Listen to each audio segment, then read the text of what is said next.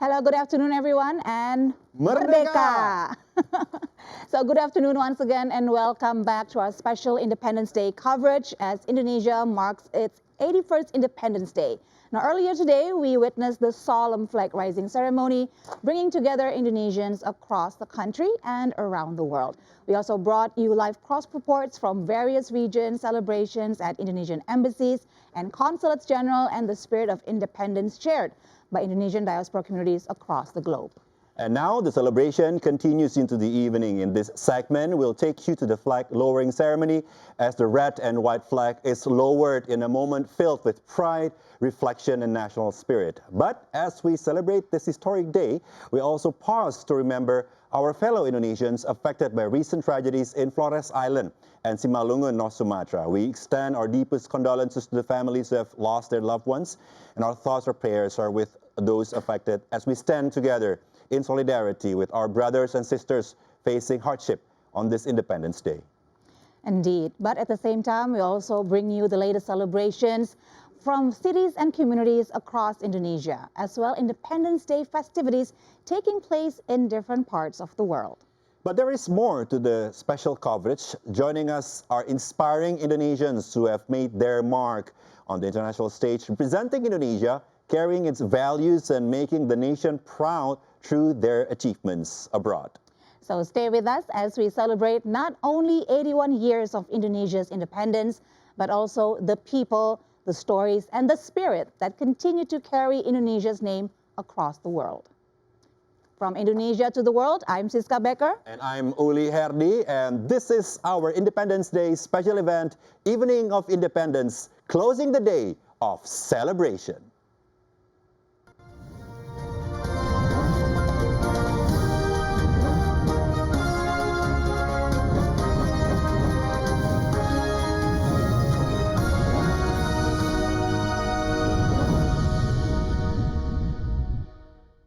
So, Siska Becker, before we continue, I feel like this is the right moment for us to talk about we're wearing. Yes, indeed. It's very festive, as usual. I have to say, this looks absolutely amazing. Thank you so much. It took a village. Love the necklace that you're wearing. Yes. So tell us a little bit more about what you're wearing this afternoon, Siska Becker. So this very vibrant and colorful costume is the traditional costume from the Dayak tribe, from central Kalimantan. So that's the island of Borneo. The island of Borneo, but the central part and the capital is Palangkaraya. Palangkaraya, which suits her very well because Siska Becker here actually has Dayak blood in herself. Do, and from Palangkaraya as well. So she's a mix between Manadonese and Dayak. And Dayak. And German.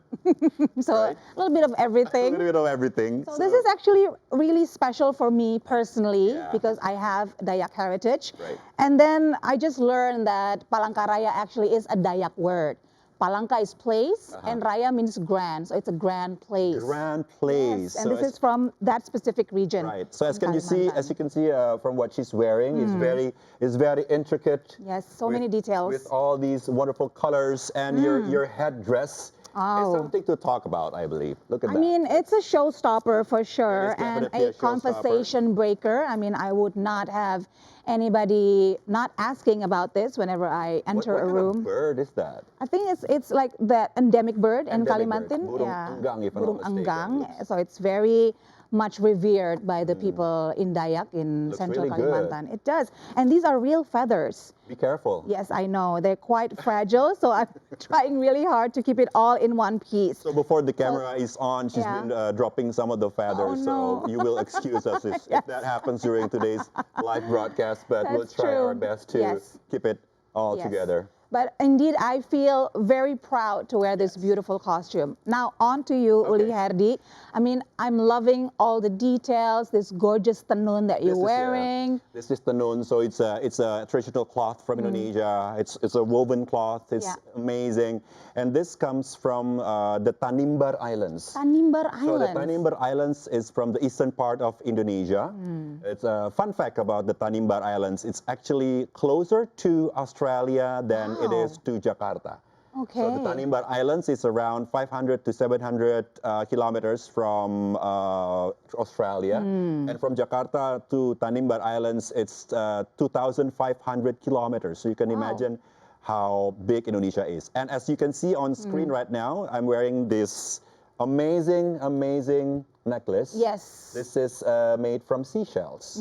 As the people of Tanimbar Islands are a maritime Okay. people, so this expresses that as well. So, you know, we have to thank the costume department for creating such an excellent and beautiful look of Indonesia as what Of we're wearing course. this afternoon. Yes, and to ArtLink for providing. Thank you for ArtLink for and providing. styling us. Ibu Ati, thank you for dressing us. This is amazing.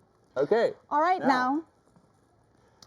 Right. So Okay. we're going to have a great afternoon. We're going to talk to people who has made their marks in the industry, makes their marks all over the world. But before that, we'd like to take you to another live report that is now happening with Pinkan, I believe. Yes, so we're going to show you how Indonesians everywhere are celebrating Independence Day. Right, And now- the first place we're going to get in touch with is Papua. Papua. Let's go. All right, so to Pinkan, our reporter from Papua, please give us all the deets of the celebrations there.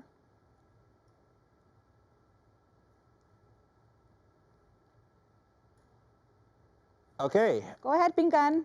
I think Pinkan is freezing up a little bit. So, Oh, okay. yeah, but we're trying to talk to Pinkan in a while. So Pinkan will be joining us in a short while. But before that, we're going to let you know that this afternoon we're going to have a great time talking to people from all over Indonesia. And now we're going to move to Bali for Oh. our live cross. All right. Now, we're going to... Okay, so now in Bali, I believe we have... who do we have in Bali? Okay, let's just... I think we have someone there Okay, ready to Go share. ahead. Go ahead. Successfully raised the red and white flag beneath the waters of beneath Okay. A little bit of hiccups, but Yeah, we'll get it's back okay. to Yeah. Bali as well. Yeah, that's a live show for you. Yeah, well. So we're trying our best, of course, to Right. get in touch with our reporters from TVRI stations Yeah. all around the archipelago to see how they've been celebrating. Because this is the afternoon live coverage of Independence Day. So the celebration is coming to an end, but that's good. So we have a lot of stories of how they've been celebrating since morning until now. So usually in the afternoon, we also have the flag lowering ceremony That's right. taking place in Merdeka Palace. And in a way, it's quite different from the ceremony in the morning, which is more lively, more energetic. The one in the afternoon, I believe it's like more somber, and it serves as a moment to reflect, That's right. right? Because, Okay. okay, Now we're going to try Bali again. Yes. I believe so. let's get in touch with our reporter in the Island of the Gods, Bali. Please tell us, how has Bali been celebrating today? Go ahead. Yeah, hello Uli and Siska. Happy Independence Day and happy 81st anniversary of the Republic of Indonesia. Merdeka, it's great and honor to be with you as I'm reporting from the Island of Gods, Bali, where we have a truly special, unique way to celebrate this day. A spirit of nationalism and a deep appreciations for the exotic beauty of Indonesia's underwater world was displayed by a group of divers here in Karangasem Regency, Bali. To mark the 81st anniversary of Indonesia's independence, dozens of divers successfully raised the red and white flag beneath the waters of the Tulamben Beach and also the Pura Gerombong Beach. Equipped with full diving gear, 30 divers braved the waves at Tulamben Beach and Pura Gerombong Beach in Karangasem Regency, Bali. The dive was led by female diver Nengah Rudiati, together with a community of divers in Bali, as a way to keep the spirit of nationalism alive, while also expressing love for the beauty of Karangasem's marine environment during the 81st anniversary of the Republic of Indonesia. At Tulamben Beach, divers made way across a stretch of black sand and planted the red and white flag at a depth of 17 meters. Meanwhile, raising the flag at Pura Gerombong presented a greater challenge due to the strong underwater currents. Despite the difficult conditions, divers remained determined and successfully raised the red and white flag at the depth of 20 meters. The depths of 17 and 20 meters were specifically chosen to symbolize the 17th of August 2026, while evoking the spirit of 1945, the year of Indonesia's independence, as the country marks its 81st independence anniversary. This underwater flag raising ceremony marks the fourth time the actions has been carried out, with the hope of expressing pride in national unity, while also promoting marine conservation in Karangasem, a paradise for divers of all kinds. Dozens of divers then paid respect to the red and white flag underwater before the divers returning to the surface. That's all from Bali. I'm Gustav Nafi and the camera person Dika. Back to you in Jakarta, Siska and Uli. Thank you, Gustav Nafi, for the report. And now from Bali, we'd like to take you to another part of Indonesia. Let's go to Papua. And joining us live from Papua, TVRI reporter Pinkan Naura. Pinkan, go ahead.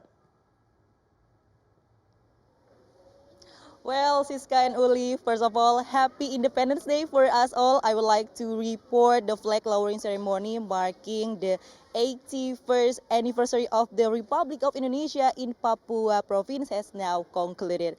The ceremony began at 5 p.m. Eastern Indonesian time. Earlier, the governor of Papua, Matius Pakiri, served as the inspector of the flag raising ceremony, while the vice governor of Papua, Aryo Korumaropen, as the inspector of the flag lowering ceremony. The ceremony took place at Stadion Mandala in Jayapura. Government authorities and guests, including visitors from Papua New Guinea, also joined in the celebrate and watch it, the red and white flag being raised and lowered. The pride was especially evident among the parents of the Paskibraka members who watched their children carry out their duties during flag lowering ceremony. And then the spirit of this year team, sovereign, just, and prosperous Indonesia could also be seen among the youth of Papua, who took part in the 81st Independence Day celebration. From Eastern Indonesia, they carry the spirit and hope for a better future for Indonesia. From Papua, Independence Day is not only about commemorating Indonesia's struggle for freedom, but also reminding deeply rooted in our national motto, Bhinneka Tunggal Ika, unity in diversity. And now they are currently continuing with state reception and social gathering, attending by government official and invited guests. That's all. I'm Pinkan Naura from Papua and camera person Novel Mokodongan. Thank you very much, Uli and Siska. Merdeka. Merdeka Pinkan Naura, thank you so much for reporting. We wish you all the best and we wish you all a lot of fun in the remaining day today on our first Independence Day. Thank you, Pinkan Naura. All right, now from Papua, we are moving over to another beautiful region in Indonesia, this time to the island of Sulawesi. We're going to find out how the people in Gorontalo has been celebrating Independence Day. Now we have Eugenia Pangalo to tell us more of this region, who I've always wanted to go actually. I wanted to see for myself the whale shark sightings. They are very famous from Gorontalo. But let's find out now from Eugenia Pangalo. Hello Eugenia, go ahead. Merdeka. Merdeka, Eugenia.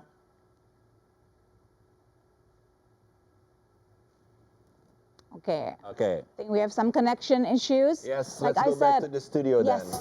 So Gorontalo, I'm really looking forward to hear what's going on in there, because it's now one of the regions that's been entering my bucket list because of the whale shark sightings. Yeah.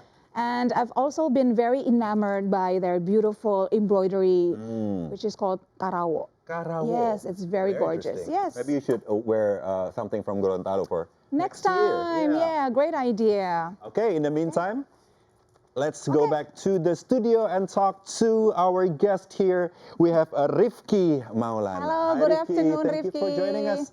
Hello. Merdeka. Merdeka, Rifki.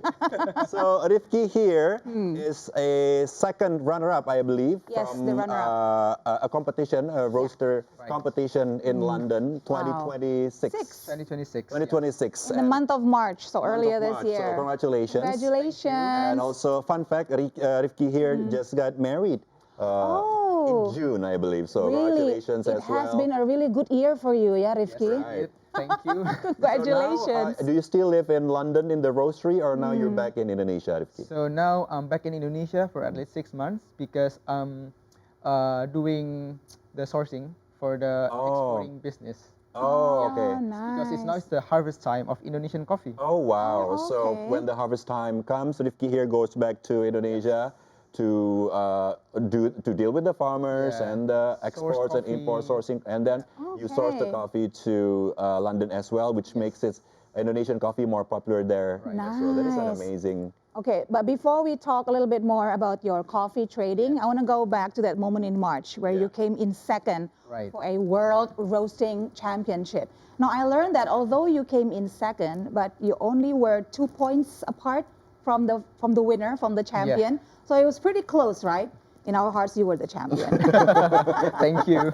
So could you tell us about that? Like, Yeah. how long did it take for you to prepare for it, and what did you present to the judges as a barista there in the Yeah. championship as a roaster? All right. So actually, I came second on the roasting championship in the UK, and the margin point between the first and the second place was 1.5 point. Not even Wow. two, so Not even less than two, two. yeah. Oh my God, so Yes. close. Close. As thin as a paper. Yeah. Okay. But that is an achievement, Yeah, and of I'm really course. proud of it. Yeah. And so back into the preparation. So we knew that the competition were gonna happen 2 months before. Mm. Okay. Yes, That's 2 pretty months close. before. Not a that's lot of pretty time. close. Yeah. Okay. But again, because back then my daily job was as a head of roasting in London. In London. So Okay. I kind of like make my daily job as Ah. my training space. Okay. So I treat every production Hmm? as like some kind of like practice for the competition. So even though like it's pretty close the preparation time, which Okay. is 2 months, Mm. I kind of like ready because I did many experiments and also many recipe to prepare for the competition. So you've been training basically Yes. all these times while Yes. Yeah. working. So that's Yes. quite an ideal Yeah. situation. Your Yeah. life was practiced already. Yeah. At Speaking that about point. practice, I think it's time for us to practice interview to Gorontalo a little bit. Back to I Gorontalo think- then? Yeah, I think Okay. I just heard All right. they were telling me that we can talk to Gorontalo Yes, already. so we hear residents across Gorontalo have shown great enthusiasm as they gather to witness the flag lowering ceremony right there at the Gorontalo. So now we're going to hear from a reporter there to find out more how the festivities has been in there. So go ahead to Eugenia Pangalo. Eugenia Pangalo, go ahead. Can you hear us?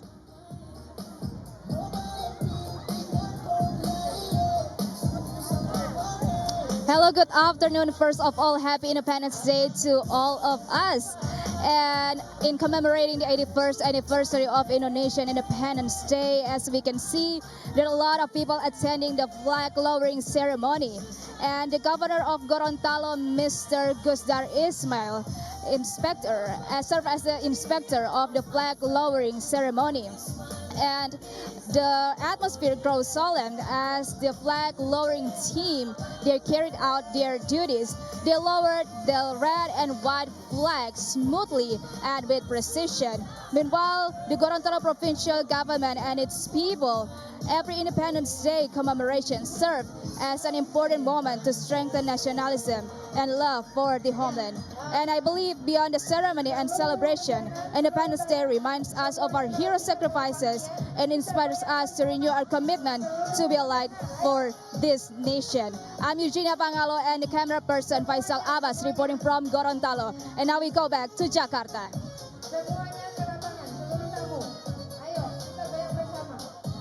It does. Yeah. Good to hear from Good to hear Gorontalo. from Gorontalo. Now, as Indonesia celebrates its 81st Independence Day, the meaning of independence is very important to a lot of Indonesians. And now we're going to talk about that to our reporter in Yogyakarta. So let's connect to Yogyakarta. Hello, I believe we have Yogyakarta. Aryo Bagus.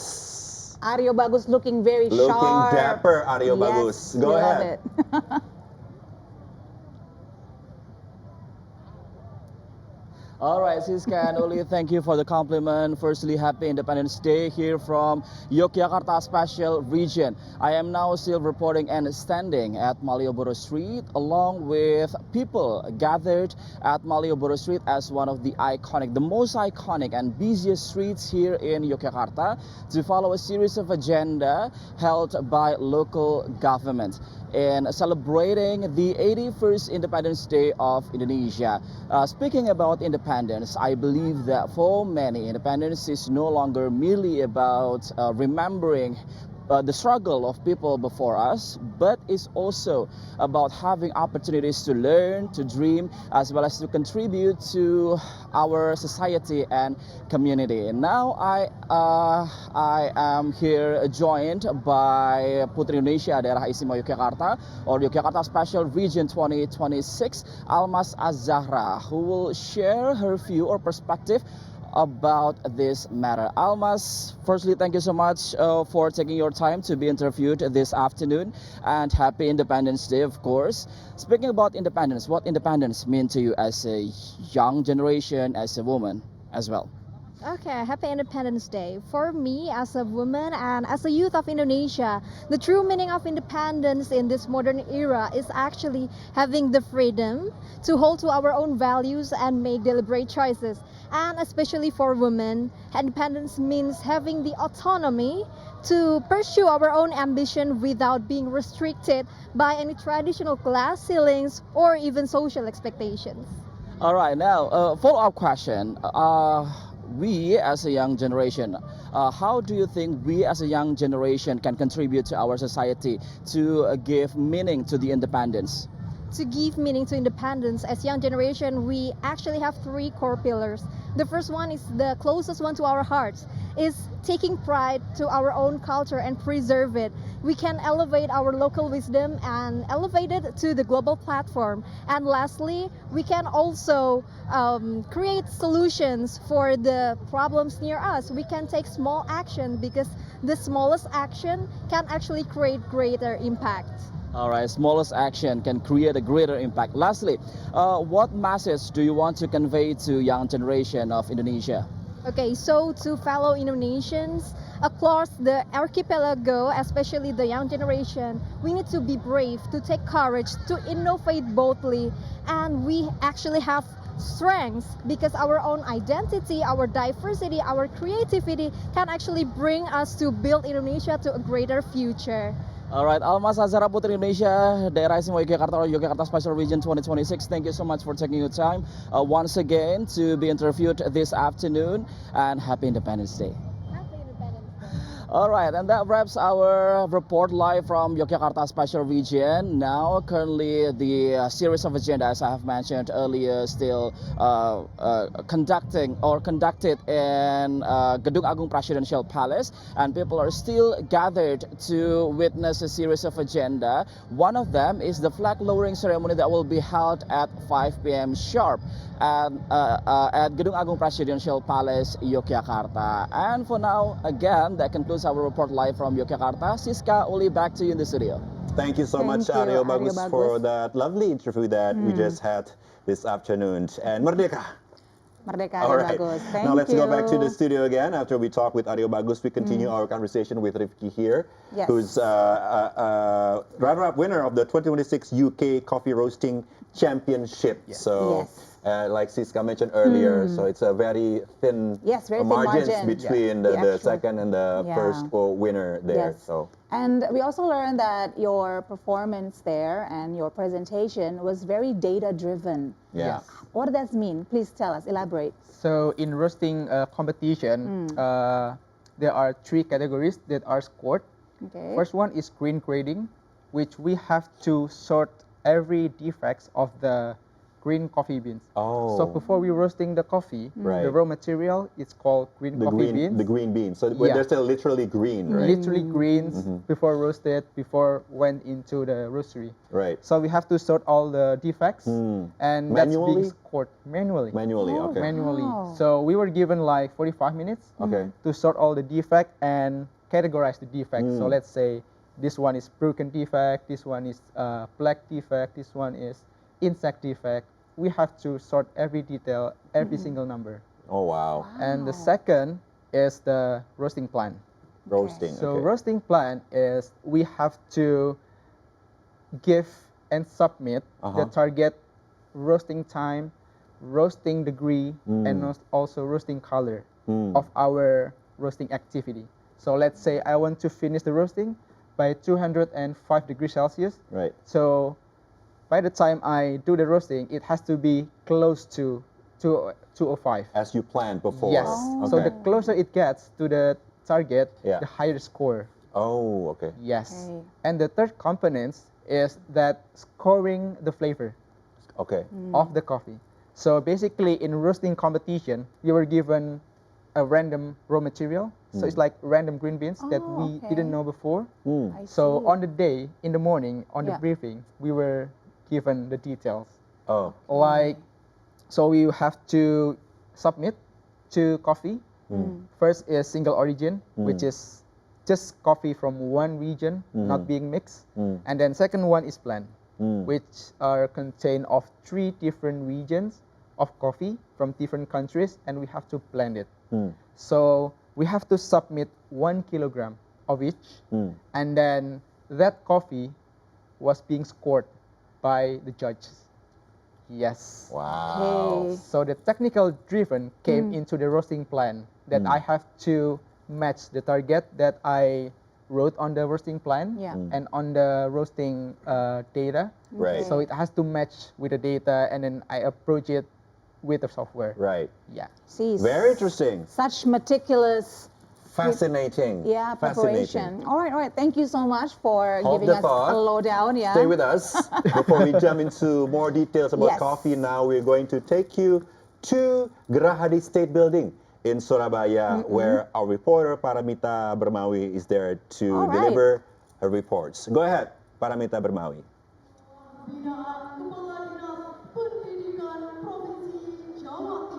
Thank you, Uli and Siska. Reporting live from Gerahadi State Building, where the lowering flag ceremony for Indonesia's 81st Independence Day is in session right now. Acting as ceremony inspector is Java Governor Kofifa Indar Parawansa, emphasizing this year's jargon: sovereign, just, and prosper. Before this ceremony, we witnessed earlier the dance colossal performance with Kiai Lodra by involving 155 talents. This performance was special because Kiai Lodra was part of performing arts team by East Java Culture and Tourism Office, and who also won the 31st National Ponorogo Reoks Festival in 2026. In the festival, Kiai Lodra won for Best Performance, Best Dance, and Best Music Arrangements. Aside from the amazing performance we saw during the celebration today, there are also achievements worth celebrating as well, especially in East Java. One achievement is the East Java's year-on-year economic growth from 2025 to 2026 is increasing by 5.72%. Independence Day in East Java is not only to appreciate the red and white flag only, but also to strengthen the people through cultural preservation and engagement of young generations. From TVRI World, I'm Paramita Bermawi with the camera person Dada, reporting live from TVRI World. All right. Thank you, Paramita, for your reporting from Surabaya. Once again, Merdeka. Merdeka. Wow, East Java. You know that East Java is the second biggest contributor to Indonesia's GDP, only trailing Jakarta. Wow. Yes. That is an amazing fact, Siska Becker. And I believe there's a lot of coffee drinkers in East Java as Yes, well. I believe so. Speaking about coffee, Yes. let's continue our conversation with Rifki here. Fun fact, so you've not always been somebody who's into the coffee industry. Yes. You started your career actually from photography, Yes. I believe. Wow, And then okay. during the COVID, was it? You Yeah. started to get into coffee. So tell us what happened. What made you pivot to coffee? How difficult Yes. was it Yeah. to learn coffee? It's been 6 years, and it's 6 years you're already a runner-up in that competition. That Wow. is just amazing work. But take us back to the beginning Yeah. of your Coffee journey. Coffee journey. Yeah. So in the beginning, when I was a photographer, I traveled to a lot of region in Indonesia, mostly the mountains. And from there, like I met a lot of people working in the coffee chain, like Oh. from the downstream, like from coffee shop, barista, and then to roaster, and then finally to the farmer who works in the mountains. in the Also, when you were a farm. photographer, you Yeah. met the farmers Yeah. in the mountains. But at that time, you had no plan whatsoever to do coffee yet, or No. did you? No, Yeah. not at all. Okay, and then continue. I just know them Yeah. and then learn. Just like I like to learn, like how's the process Right. from the seeds from the tree to the cup. Mm. Like Okay. it's kind of like interesting and a meaningful process also because in some part of Indonesia, coffee has become their life. Right. Like let's say in Sumatra, in Flores, like they are very big there. Like in terms of like the plantation, the people who Yeah. works full time in the coffee farms. So it's kind of like interesting also to interact with them directly from there. And that's also how I knew the person, the farmer, and how I get connection. So this is with them. before the year 2000. Yeah. When you were a photographer, these were your traveling years. Yeah, during being a photographer. And then at the Okay. year 2000, And COVID then happened. 220 COVID happens, Yeah. the industry declines, Right. and then after that, I kind of like reflect and come back to hometown, and then just like to make coffee at home because before when traveling, I like to take away coffee, especially coffee beans Online. from the region that I visit. Oh, visits. Like okay. let's say when I visit the Bajawa area in Flores, I bought their coffee beans. When I visit Sumatra, I also bought the coffee beans Okay. from Mandeling area. So it's kind of like interesting to make coffee at home because also back then there are restrictions for us to go to the coffee shops. Yes. That's and right. so that's how I learned more deeply about coffee. And from there, three of us, me and our friends, we kind of like thinking, what's the thing that we can do from home during this COVID? So one of the thought was to start a roastery. Start a roastery. Yes, but to focus on online But you've Wow. always production. been So- you've always been a coffee drinker, even before you got into the Yeah. coffee business. So you guys bought a roaster. Yeah, How big was it? it's only like 1 kilo.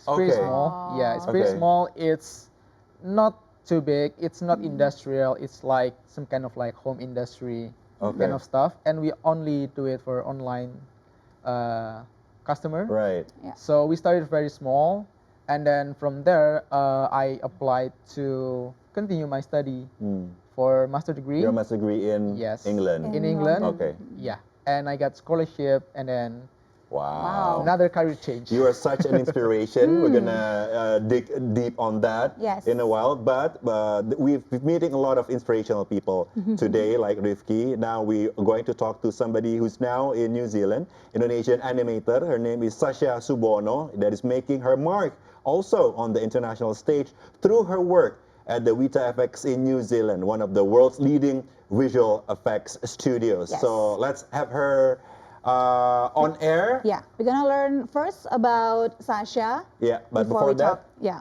let's look at this news package Yes, about Sasha. yeah. Let's go ahead.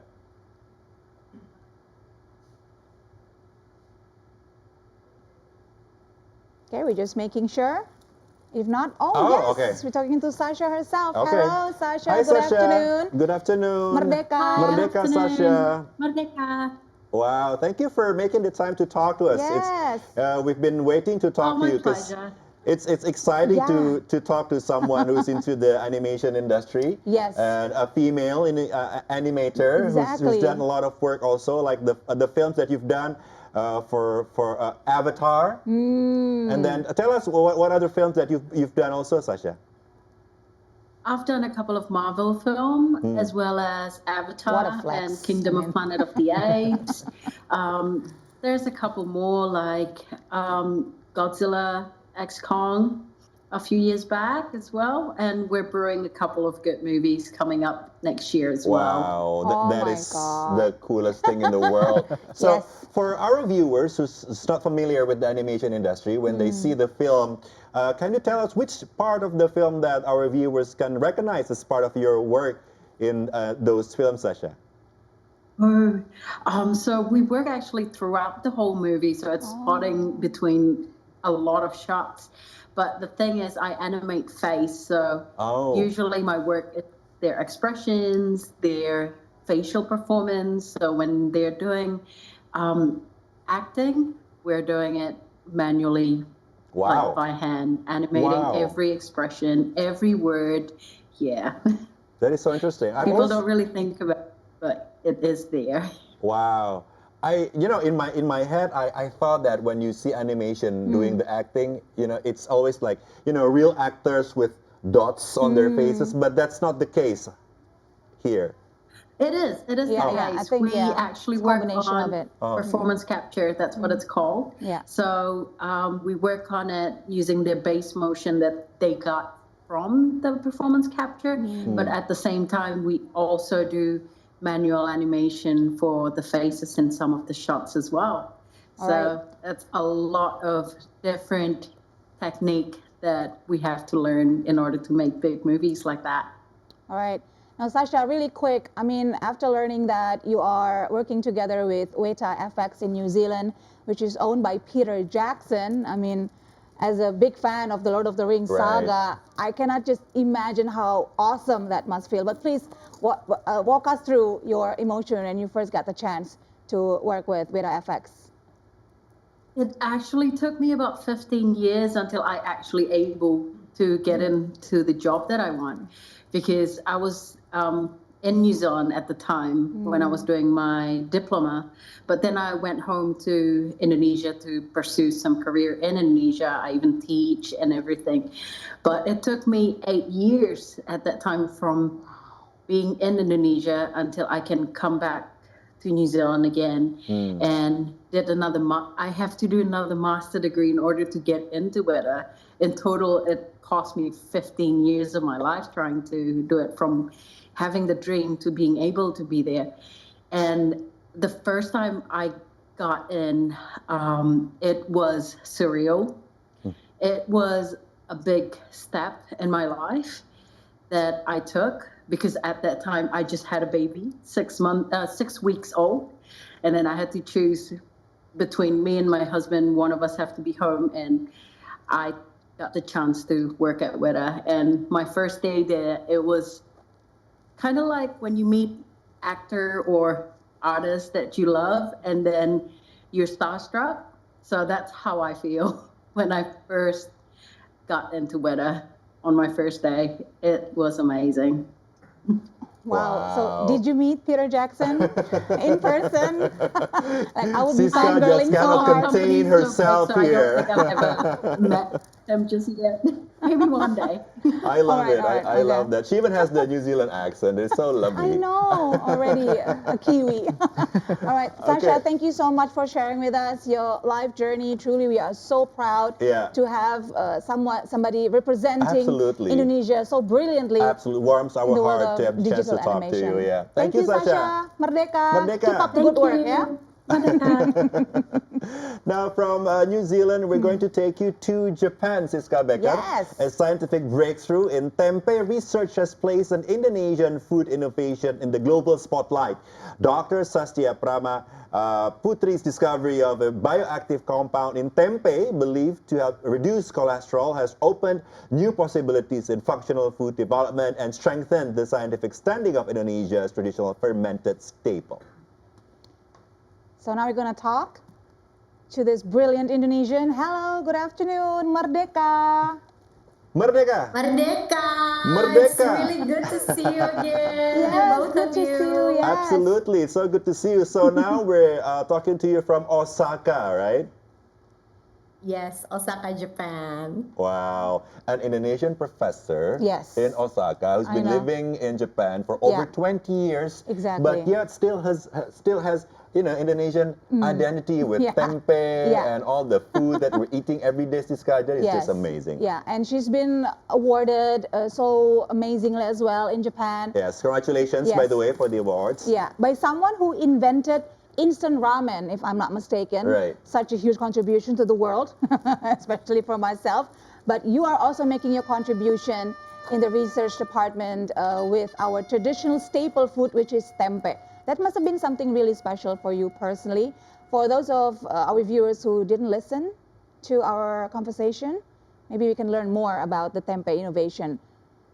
Can you tell us more about how you started with the tempeh research and finally found this really amazing innovation with it?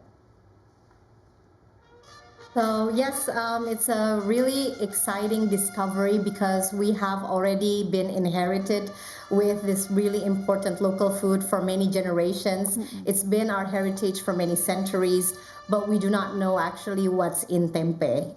So my research enables us to do a comprehensive analysis of what is inside our tempeh, and therefore I was able to profile many different kinds of components, including the bioactives that later turned out in our collaboration with Harvard Medical School. We found eglutol, which is a LDL cholesterol lowering compound in tempeh. So that's how we think from that knowledge as a basis, we could increase the value of tempeh even more as a global superfood. All right.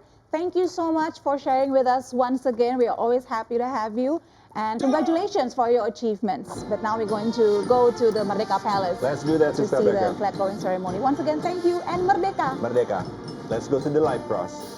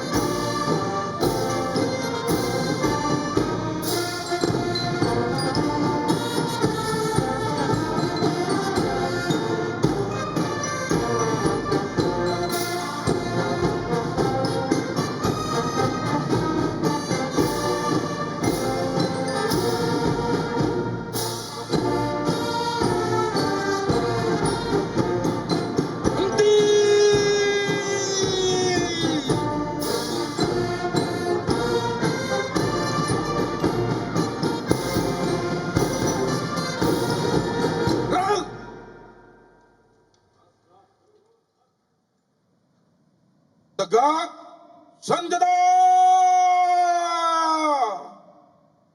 Gerak!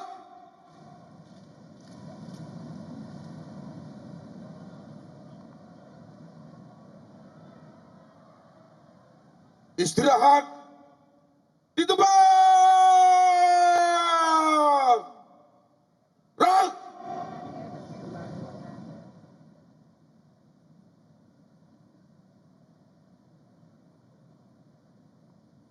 Komandan upacara memasuki lapangan upacara.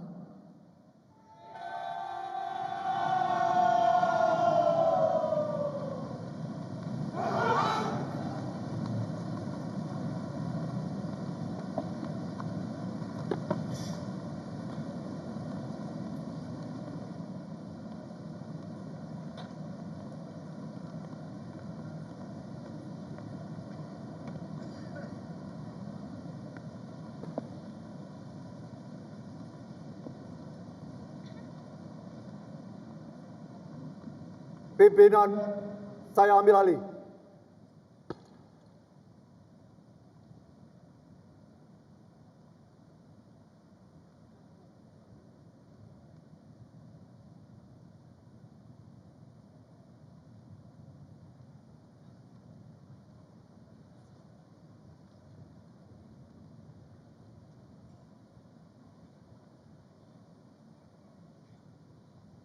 Pasang sangkur.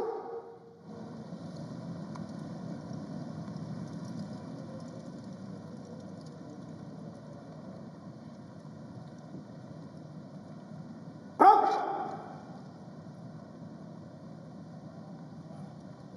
Parade.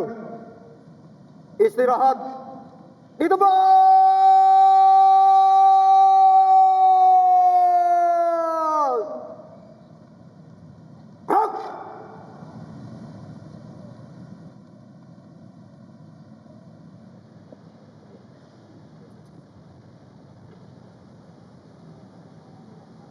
Hadirin dan tamu undangan yang kami hormati, pada upacara penurunan Sang Merah Putih, bertindak selaku Komandan Upacara, Komisaris Besar Polisi, Gerald Hendra Yosef Kumontoy, SIK MSI, lahir di Tomohon pada tanggal 22 Februari tahun 1979, lulusan Akademi Kepolisian tahun 2003, jabatan Kepala Kepolisian Resor Kota Balikpapan, Polda Kalimantan Timur, bertindak selaku cadangan Komandan Upacara, Kolonel Laut Pelaut Febrianto Adi Nugroho, SH MASS MSS, lahir di Probolinggo pada tanggal 13 Februari tahun 1984, lulusan Akademi Angkatan Laut tahun 2005, jabatan Komandan Satuan Udara Komando Armada 1, bertindak selaku perwira upacara, Brigadir Jenderal TNI Fitriana Nurheru Wibawa SEMhan, lahir di Mempawah pada tanggal 8 Juni tahun 1978, lulusan Akademi Militer tahun 1999, jabatan Kepala Staf Komando Garnisun Tetap 1 Jakarta, bertindak selaku Komandan Kompi Paskibraka, Kapten Penerbang Bagus Setianto STRhan, lahir di Jombang pada tanggal 16 Maret tahun 1995, lulusan Akademi Angkatan Udara tahun 2018, jabatan Kapok Ops Flight FGS Skadron Udara 5 Wing Udara 42 Khusus, bertindak selaku cadangan Komandan Kompi Paskibraka, Kapten Kavaleri Danar Kartiko Nugraha STRhan MIP, lahir di Bekasi pada tanggal 24 Januari tahun 1996, lulusan Akademi Militer tahun 2018, jabatan Wakil Komandan Detasemen Kavaleri 4 Simha Pasupati Kodam 9 Udayana. Hadirin yang kami hormati, perlu kami sampaikan bahwa pasukan penurunan Sang Merah Putih merupakan putra-putri terbaik bangsa Indonesia yang terdiri dari 38 provinsi di bawah asuhan Badan Pembinaan Ideologi Pancasila Republik Indonesia. Adapun yang bertugas sebagai pembawa baki di penurunan hari ini, Nelce Deliana Insjowi Werimon, asal sekolah SMA Negeri 8 Jayapura, asal Provinsi Papua, putri dari Bapak Aiwan Sendin Hendrik Werimon dan Ibu Stevi Edithia Florence Awom. Adapun yang bertugas sebagai cadangan di penurunan hari ini, Ismi Ulfaida, asal Sekolah Rakyat, asal Provinsi Sulawesi Barat, putri dari Bapak Rahman dan Ibu Subria.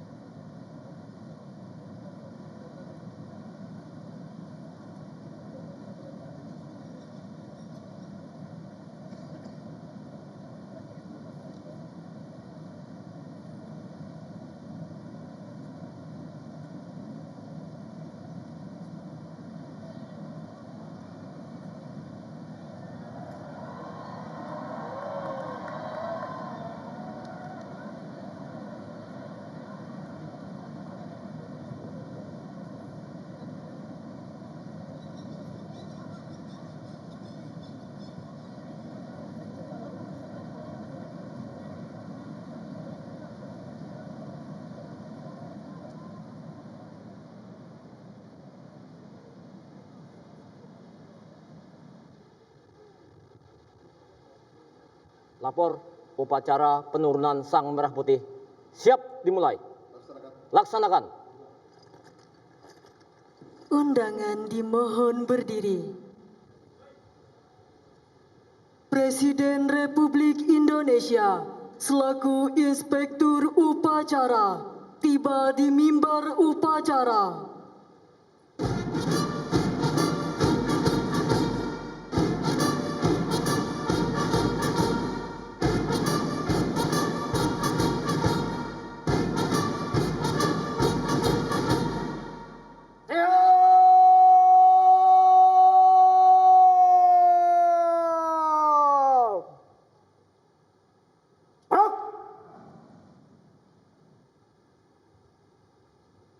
Penghormatan kebesaran kepada Inspektur Upacara.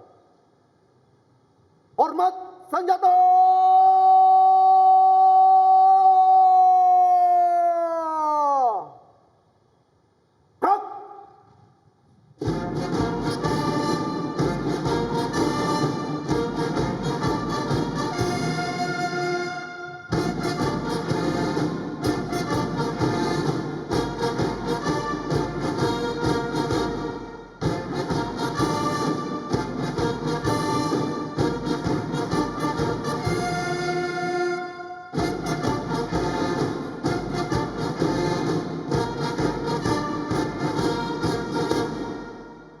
Tegak senjata.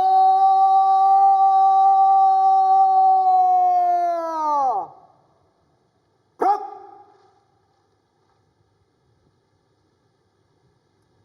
Undangan disilahkan duduk kembali.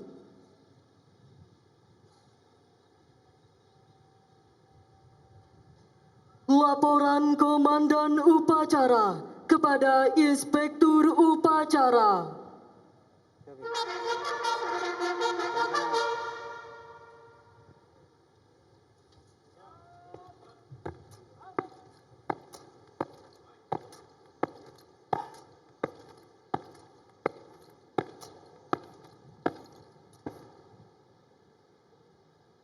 Lapor upacara penurunan Sang Merah Putih siap dimulai. Laksanakan. Laksanakan.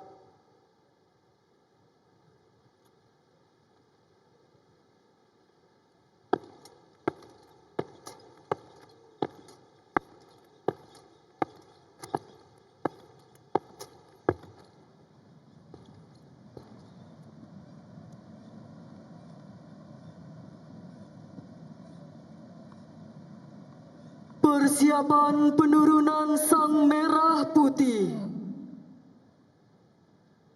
Langkah tegap maju.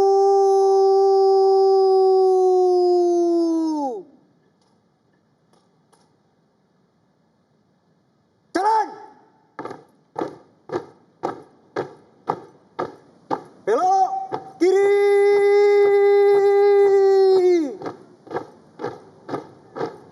Jalan.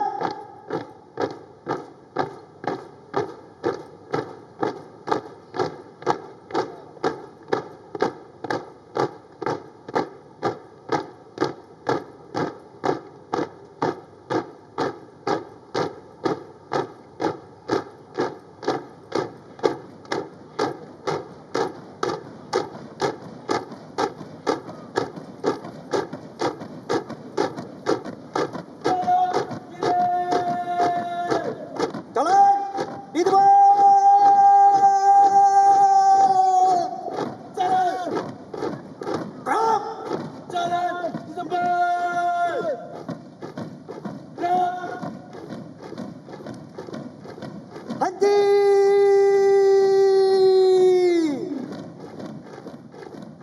Gerak. Hadap kiri.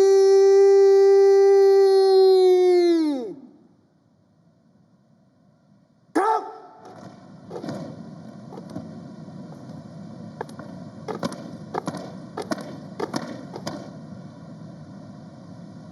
Tegak senjata.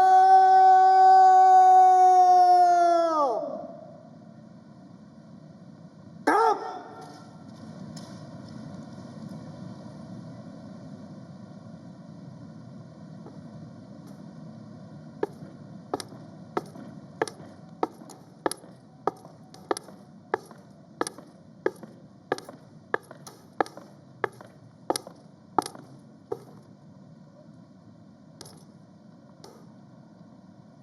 Lapor penurunan Sang Merah Putih.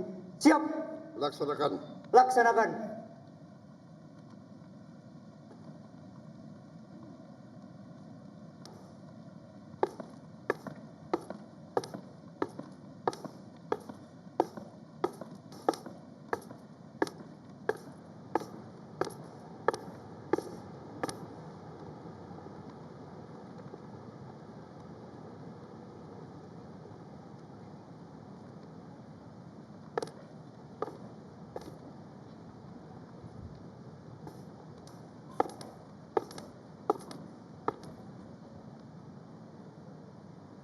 Pundak kiri senjata.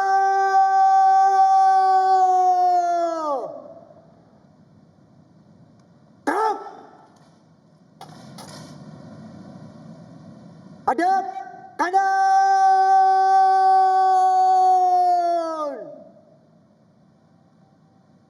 Gerak.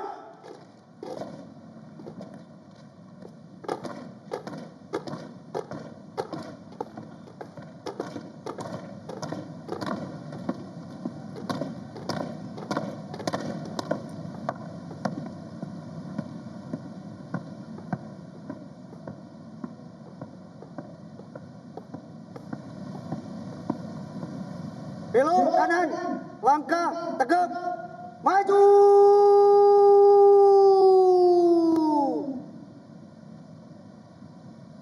Jalan.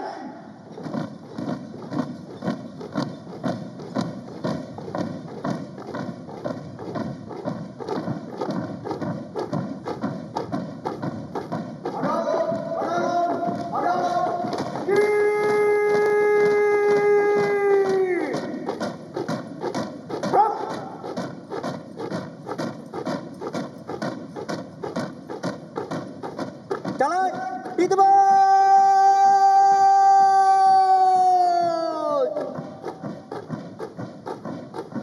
Gerak.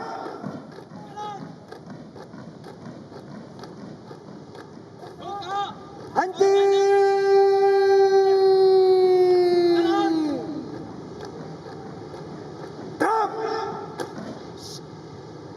Hadap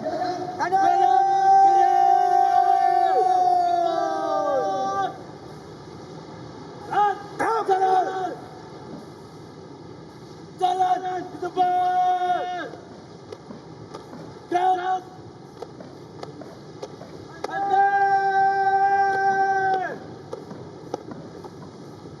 Tegak senjata.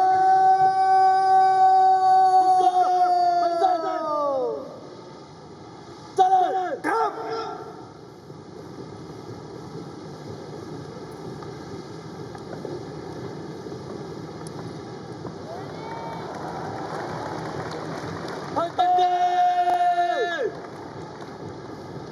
Gerak.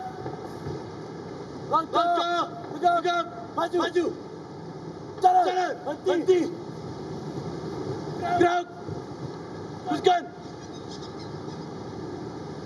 Lurus. Kepada Sang Merah Putih. Hormat. Gerak. Tegak. Gerak. 3 langkah ke depan. Jalan.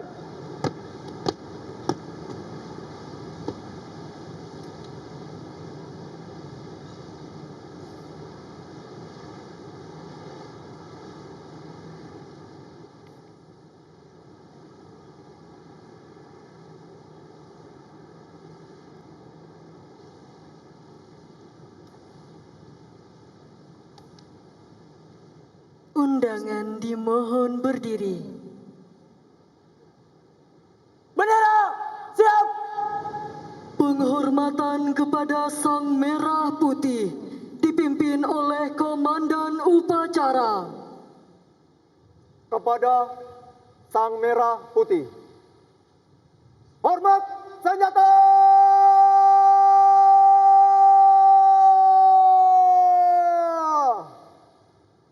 Gerak.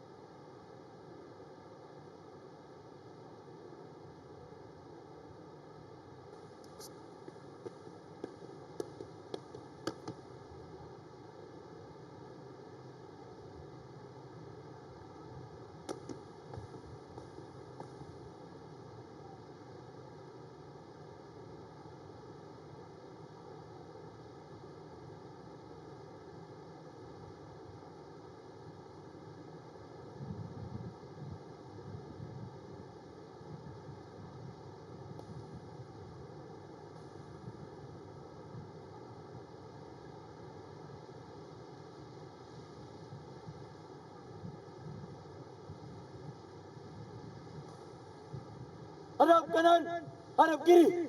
Gerak. 3 langkah ke belakang. Jalan. Balik kanan. Langkah tegap. Maju. Jalan. Balik kanan nanti. Gerak. Tutup barisan. Jalan.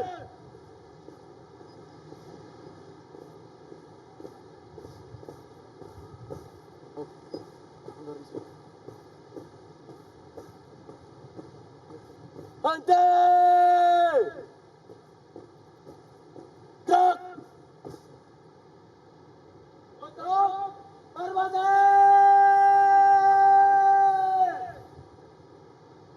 Jalan! Jalan! Belok! Kanan! Langkah! Tegak! Maju! Jalan! Jalan! Di tempat! Gerak!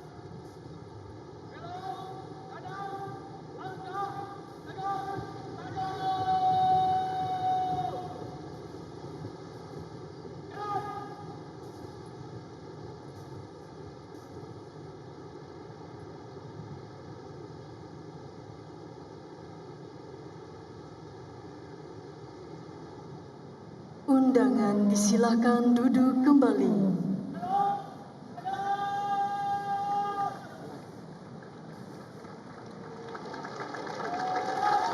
Hadap kanan, hadap kiri.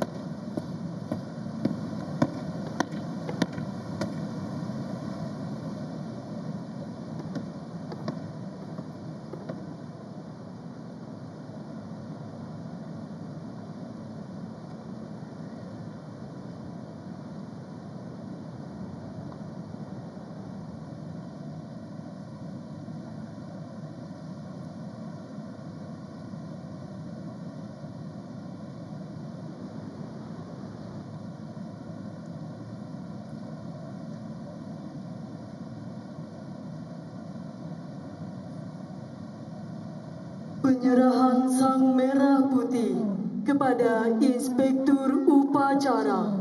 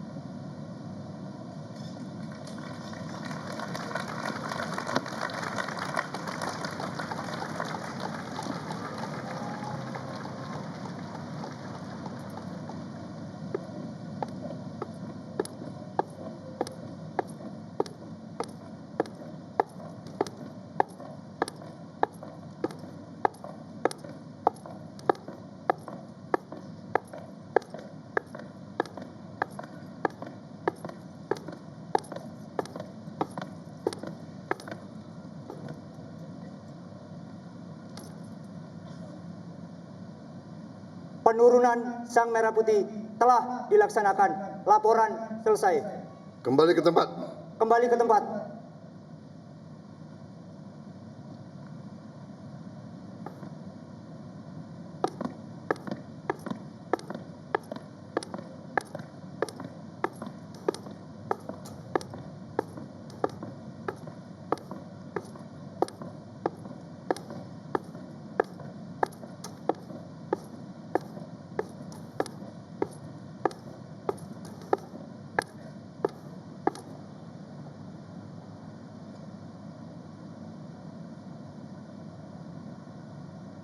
Pundak kiri, senjata!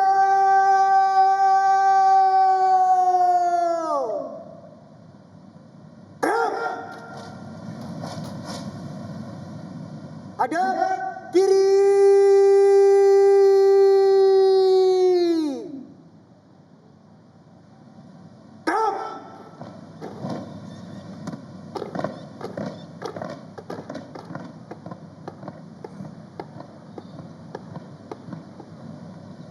Dua kali belok kanan, langkah tegak maju. Jalan.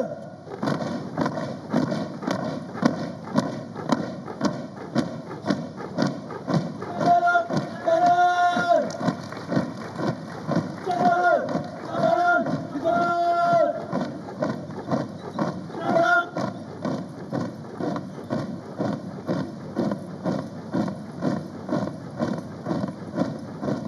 Benar.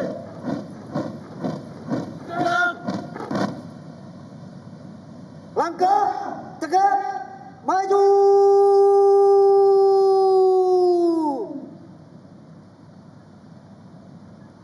Jalan.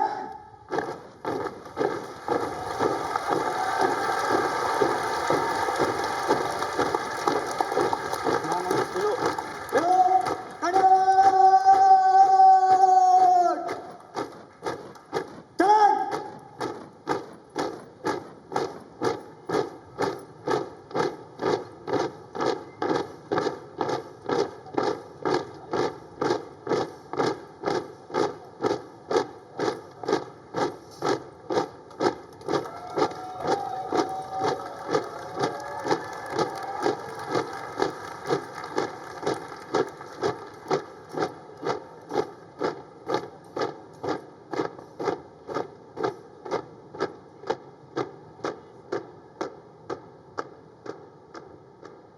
Undangan dimohon berdiri.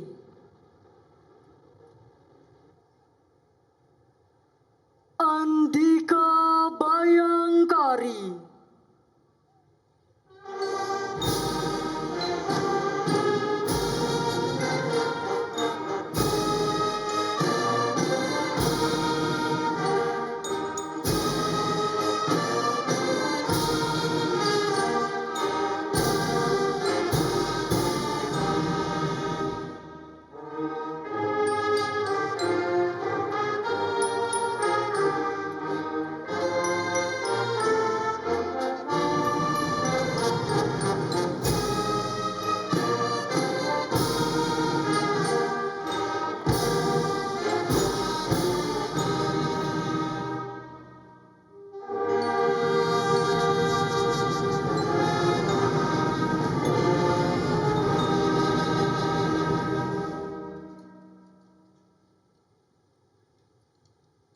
Laporan Komandan Upacara kepada Inspektur Upacara.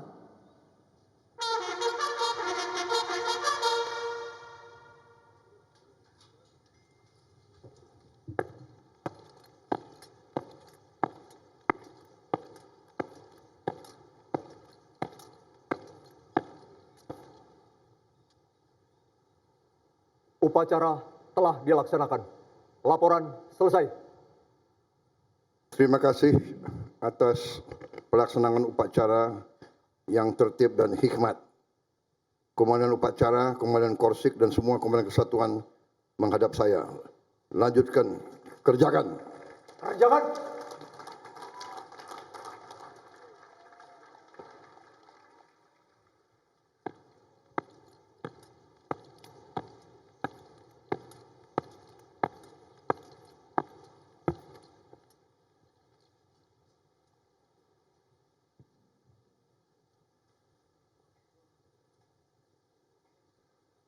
Penghormatan kebesaran Kepada Inspektur Upacara. Hormat senjata!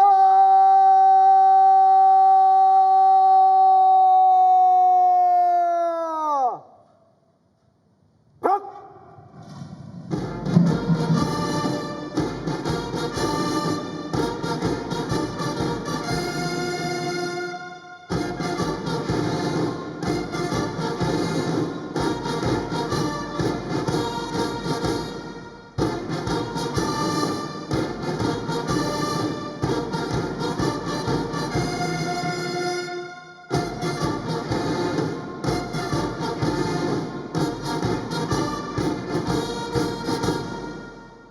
Tegak senjata!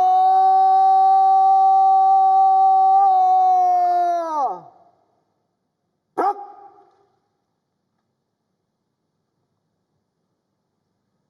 Presiden Republik Indonesia dimohon duduk di mimbar kehormatan untuk menyaksikan persembahan lagu Bagimu Negeri.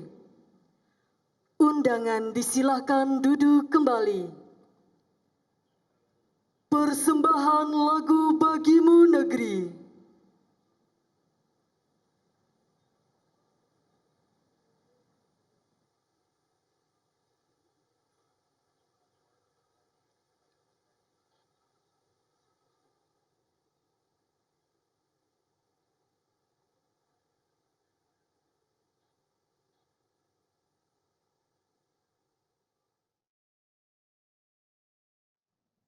So that was our live coverage of the flag lowering ceremony at Merdeka Palace.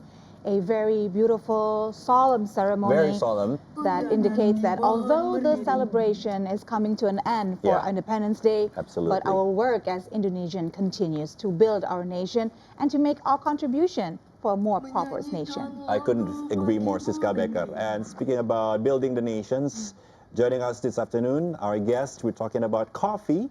Rifki here has won accolades in London for coffee roasting, second place. Yeah. And let's continue our conversation that Rifki told us that his journey in coffee started in the year 2000 during the COVID pandemic. Yeah, in 2020, yeah? Almost by accident. Yeah. And now you're planning to do export-import coffee. Wow. 6 tons, that's a lot of coffee. Yeah. 6 tons, 6 tons of is a lot of coffee, from so- Indonesia to the UK. To the UK. So how does it feel to be an Indonesian but building a career that spans over different continent? I mean, you live in Indonesia and then you have to go to Yogyakarta and then you need to go to London. How does it feel to be a young Indonesian living this kind of life?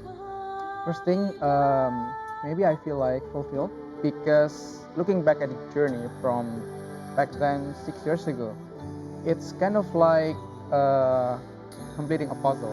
Like, you know, like when as a being a photographer, Yeah. going into different part of Indonesia, seeing farmers, and then also reflecting what we can do as an Indonesian Right. in order to increase our contribution to the Mm. country. Mm. And then from there, I started a roastery and then applied for scholarship. LPDP, also, right? Yes, and the master degree as well in the UK. And from there, it also became market research for me Right. during conducting the master degree. Right. And then also by doing the market research right on the market itself, I kind of like create connection with the Right. people in the industry. And then from there, we kind of like know what's the thing that we can develop and also that we can create as an Indonesian abroad. That is really interesting, Siska. As Ricky mentioned earlier, that when you were doing your scholarship, actually, so you were studying how to do this import. So this becomes a mission even before you took the scholarship. So after doing this research, after talking to a lot of people and doing the business yourself, so what was the result of your findings? We're dying to know, because surely there's a lot of Indonesians out there that dream to do export and import business, like coffee to Europe or United Kingdom, but things like it's not happening. So what was your findings then? So when I was studying for a master degree in London, I spent like almost every day going into coffee shops, trying different coffee, going into coffee events, meeting people, and then from there, I observed that the consumption is very high of coffee in London, the UK. In the UK. So they're moving from tea to coffee. Yeah, they're shifting from tea to coffee again because also of the younger people.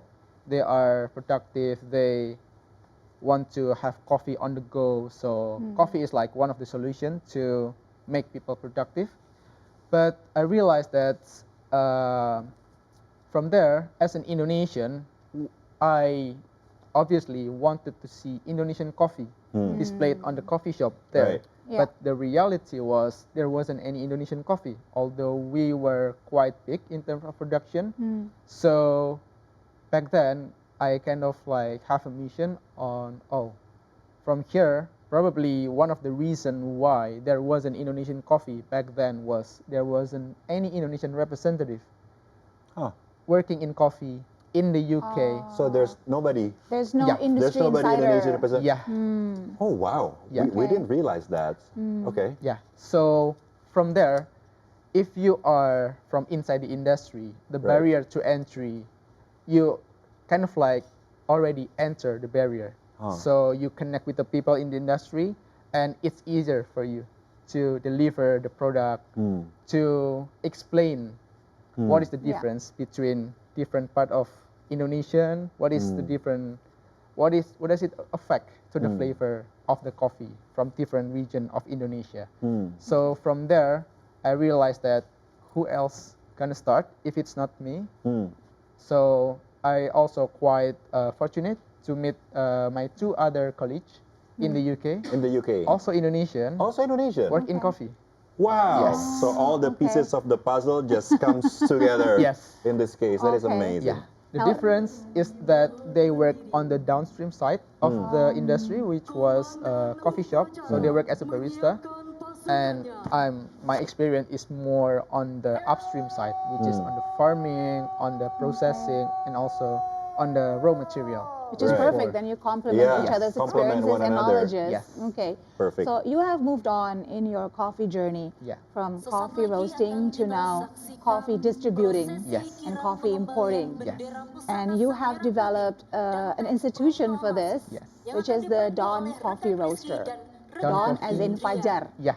In Indonesian, but there's a philosophy behind the name. Yeah. We understand. Maybe you can tell us more about So we create Dawn Coffee Curators because So the name is Dawn Coffee Curators. Yeah. Because So you curate coffees. we from curate the best coffee from Indonesia. So it can be any part of Indonesia as long as it's the best and it accommodates the customer's preference in the UK. Because as we know, the preference in different countries might be different. Okay. So while we're enjoying this conversation, we also can see here on the screen is the Kirap Nasional, I believe. Yes. Happening right now, as this is always have been the perfect opportunity to display The prowess of the motorcade. This is one of the coolest thing we could see It is, yes. during the ceremony. This is from the military police, their armada. Yeah. heirloom flag parade. So let's go to the live cross and enjoy this heirloom flag parade. Motor kawal polisi militer. Betul, terdiri dari 15 motor Gold Wheel, kemudian di belakangnya adalah 30 pasukan motor listrik yang dikomandani oleh Kapten Korps Polisi Militer Kavi kita, Rizky, dan juga hadirin. So the heirloom flag of Indonesia happens to be the very first red and white national flag that was sewn by the very first lady of Indonesia, Ibu Fatmawati Soekarno, and of course, as you can imagine, it was made in 1945, so the condition is quite fragile. Absolutely. They take it out only every Independence Day celebration, and then take it back in Monas Square. Now this is the parade of that flag, all the way to Monas Square, as earlier we saw the motorcades. And quite interesting because part of the motorcades for this year is actually electric motorcades, Oh, okay. which is quite a change from the usual ones from the years before. And I think that truly reflects Indonesia's commitment in shifting the energy source from conventional energy to green energy. To green energy. And now these are the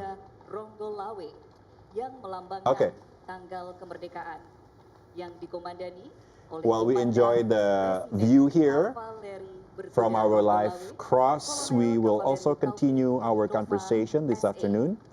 Besides talking to Rifki, we were talking also with Sasha, which is an Indonesian animator living in New Zealand who's been creating amazing works.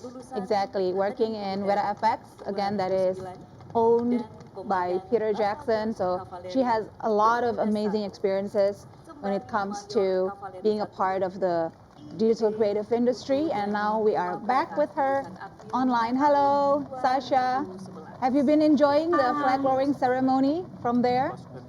Yeah, it's been great to watch every year. What do you think of it? How do you feel living in another country and then looking at Indonesia celebrating its 81st independence? What are the emotions like? It's emotional because you kind of miss to be home, even though I don't get the chance to come home like every year, maybe once every few years. But yeah, days like this that you wish you can be back in Jakarta. Oh, I'm sure you'll get your chance soon. Have you been celebrating though in your own way, probably with fellow Indonesians or with families? How is it like in there? My parents, every 17th of August, my parents always go to the embassy to go, but I have to go to work, so it's not public holiday for us here. Yeah, it's not a holiday there. It's not a holiday, I guess not. So Sasha, I believe you grew up in Wellington. So tell us a little bit about how life is there compared to, say, Indonesia, especially from stories that you heard from your parents. It's very slow living. Slow living. That's really nice. There's not many malls. The lifestyle is very different. We go to the park and enjoy nature. That's pretty much what we can do here. There's it's not consumptive, so we don't go shopping a lot or things like that. So the lifestyle is very different. It's very family oriented as well. I heard that there's more sheeps than people there. Yeah, I've heard a lot about that. Is that true, or is just? It's just a rumor. It's just a rumor. Okay, so what's interesting about your work is you work with a lot of people from many parts of the world. So how does it feel? What does it mean for you as Indonesian to be working together in a global creative team like in Weta FX, Sasha? I feel very proud, and it's such a high achievement because currently it's only 8 of us in Weta FX that's Indonesian, and I'm also very proud to be able to represent as a hijabi and giving hope for other hijabi to be able to reach their dreams internationally. And it's also a great feeling of proudness, really. Every single time you see your name, being able to be in the movie theater. All right, that's great, Sasha. Thank you so much for staying in. Do enjoy the rest of the celebration. We still have a parade Yes. that's coming up soon. So although it's just another day in New Zealand, but here in Indonesia, it's quite a celebration. Absolutely. In the meantime, let's move to Japan and continue our conversation with Sastia Pramaputri from Osaka University, Japan. So we talked a little bit earlier, but we haven't really dived in about a lot of stuff that you've been working on. So your field is metabolomics. Now, what is metabolomics and how does it relate to something that all of us experience every day, like food we eat? Could you explain to us in simple terms about metabolomics, Professor Sastia? Hello, okay, so metabolomics is the comprehensive profiling of metabolites. These are small molecules that are involved in our metabolism. So any living organism will have the ability to conduct its own metabolism. So for example, the food that you eat, we heard about coffee, what makes coffee bitter, tes 1 2 tes. the particular aroma that we smell, it's all due to the metabolites. Tes 1 2. And it's also really important to note that the health benefits that are offered in food, our nutrition is also very much related to the metabolite composition in food. And so when we talk about metabolomics, we are going to be able to see the effect of health benefits in our food and also develop healthier food to prevent various kinds of diseases, which I think very, very relevant for Indonesia right now because of the rising numbers of people who get metabolic syndrome and many different kinds of metabolic diseases. So interesting. So, and how does it relate to, say, coffee, for example? Well, in my earlier part of the research, so actually I do a lot of research on many different kinds of metabolomic studies of various local foods, including coffee. So metabolomics is a very powerful tool to tell the difference between two different groups that have distinct metabolic features. For example, if you want to know the difference between very good quality coffee from Toraja or very good quality coffee from Sumatra, you would probably be able to taste it, and professionals will be able to have to understand the distinct aroma. But we in the lab, we are going to be able to understand what makes these distinction in different flavors of coffee. And therefore, we would be able to feature important metabolite signatures that are unique to our coffee and then develop better quality coffee from there. And the same principle, we can also develop healthier foods by analyzing different metabolite compositions in our local food and identify components that will play a very important role in prevention of many different kinds of metabolic diseases. Wow, Miss Very Sastia. interesting. Rifki right here in the studio is nodding so hard. I have a feeling he'll be trying very hard to reach out to you, maybe work something together. Thank you so much for that fascinating insight. Yeah, hold the thought because now, hold the thought please, because now we need to move to another country yet.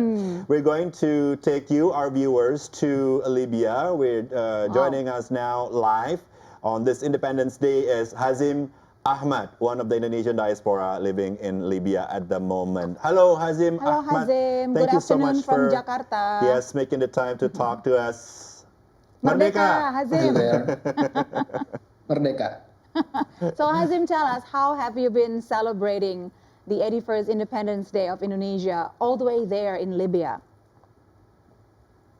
So yeah, so it's my second time to celebrate Indonesia's Independence Day, and we as a student in Libya, we is a Indonesian Student Association. We organize some event and some competition, and we will do a flag ceremony and embassy in this afternoon. All right, now you're studying in Libya. Could you tell us more about that? What are you studying? Yeah, I'm studying in International Islamic College or Kuliah Darah Islamiyah in Tripoli, the capital of Libya. Okay, are there a lot of Indonesians living in Tripoli, Libya? How big is the Indonesian diaspora Yeah, yeah. community there? It's a lot. A student in Tripoli and in Zliten, and so many from diaspora Indonesia. So we'll celebrate Indonesia's Independence Day together. Oh, that's nice. Now, Libya has been also in the news lately with some escalating security issues. So you just want to make sure, is everything all right there in Tripoli? Are you safe? Are you all, everything is Yeah. under control? Everything's safe. I'm happy in here. All right. All right. So maybe you have some wishes for Indonesia's Independence Day as a student studying in Libya who hopefully one day can come back to Indonesia and implement whatever you've been learning there to make Indonesia better in the future. So please, your hopes and wishes.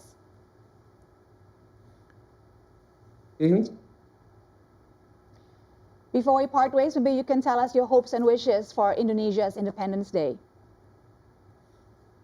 Okay, my hope about Indonesians, we are now very far from you, but we here to study, but we always carry Indonesia in our hearts. So for Indonesia 81 Independence Day, I hope Indonesia continues to grow and become better country.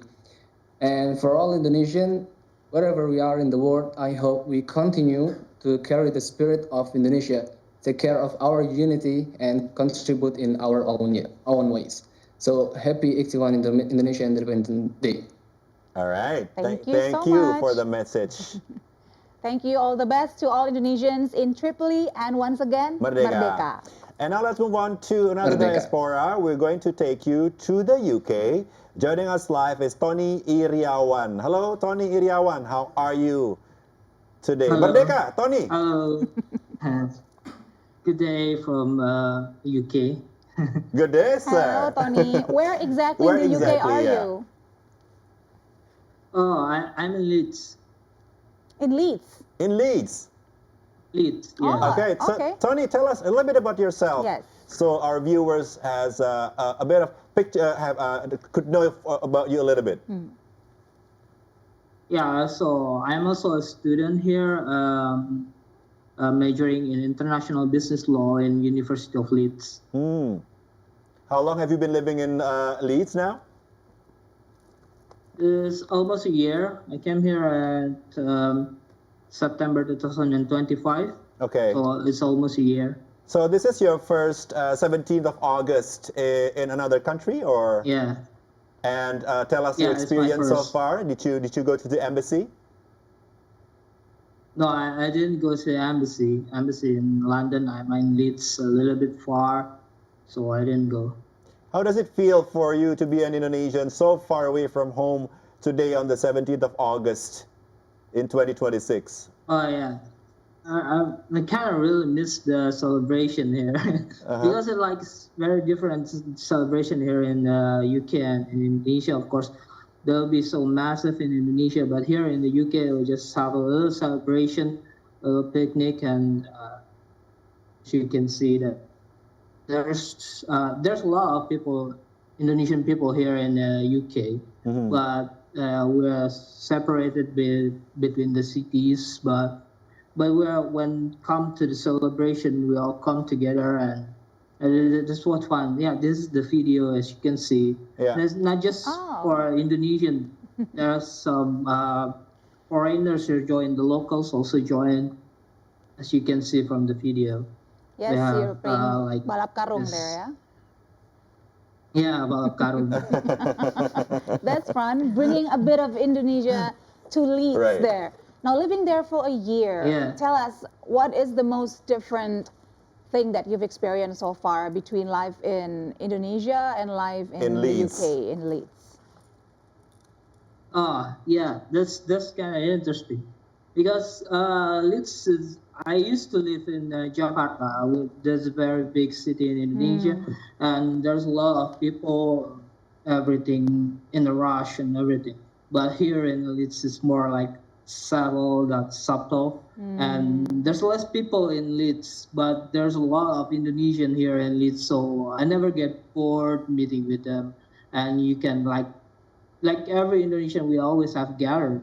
We always gather, and we have always like you never lose your mother tongue, because there's a lot of Indonesian here. So yeah, that's kind of different, and also the culture is different, and the weather, of course, the the weather here.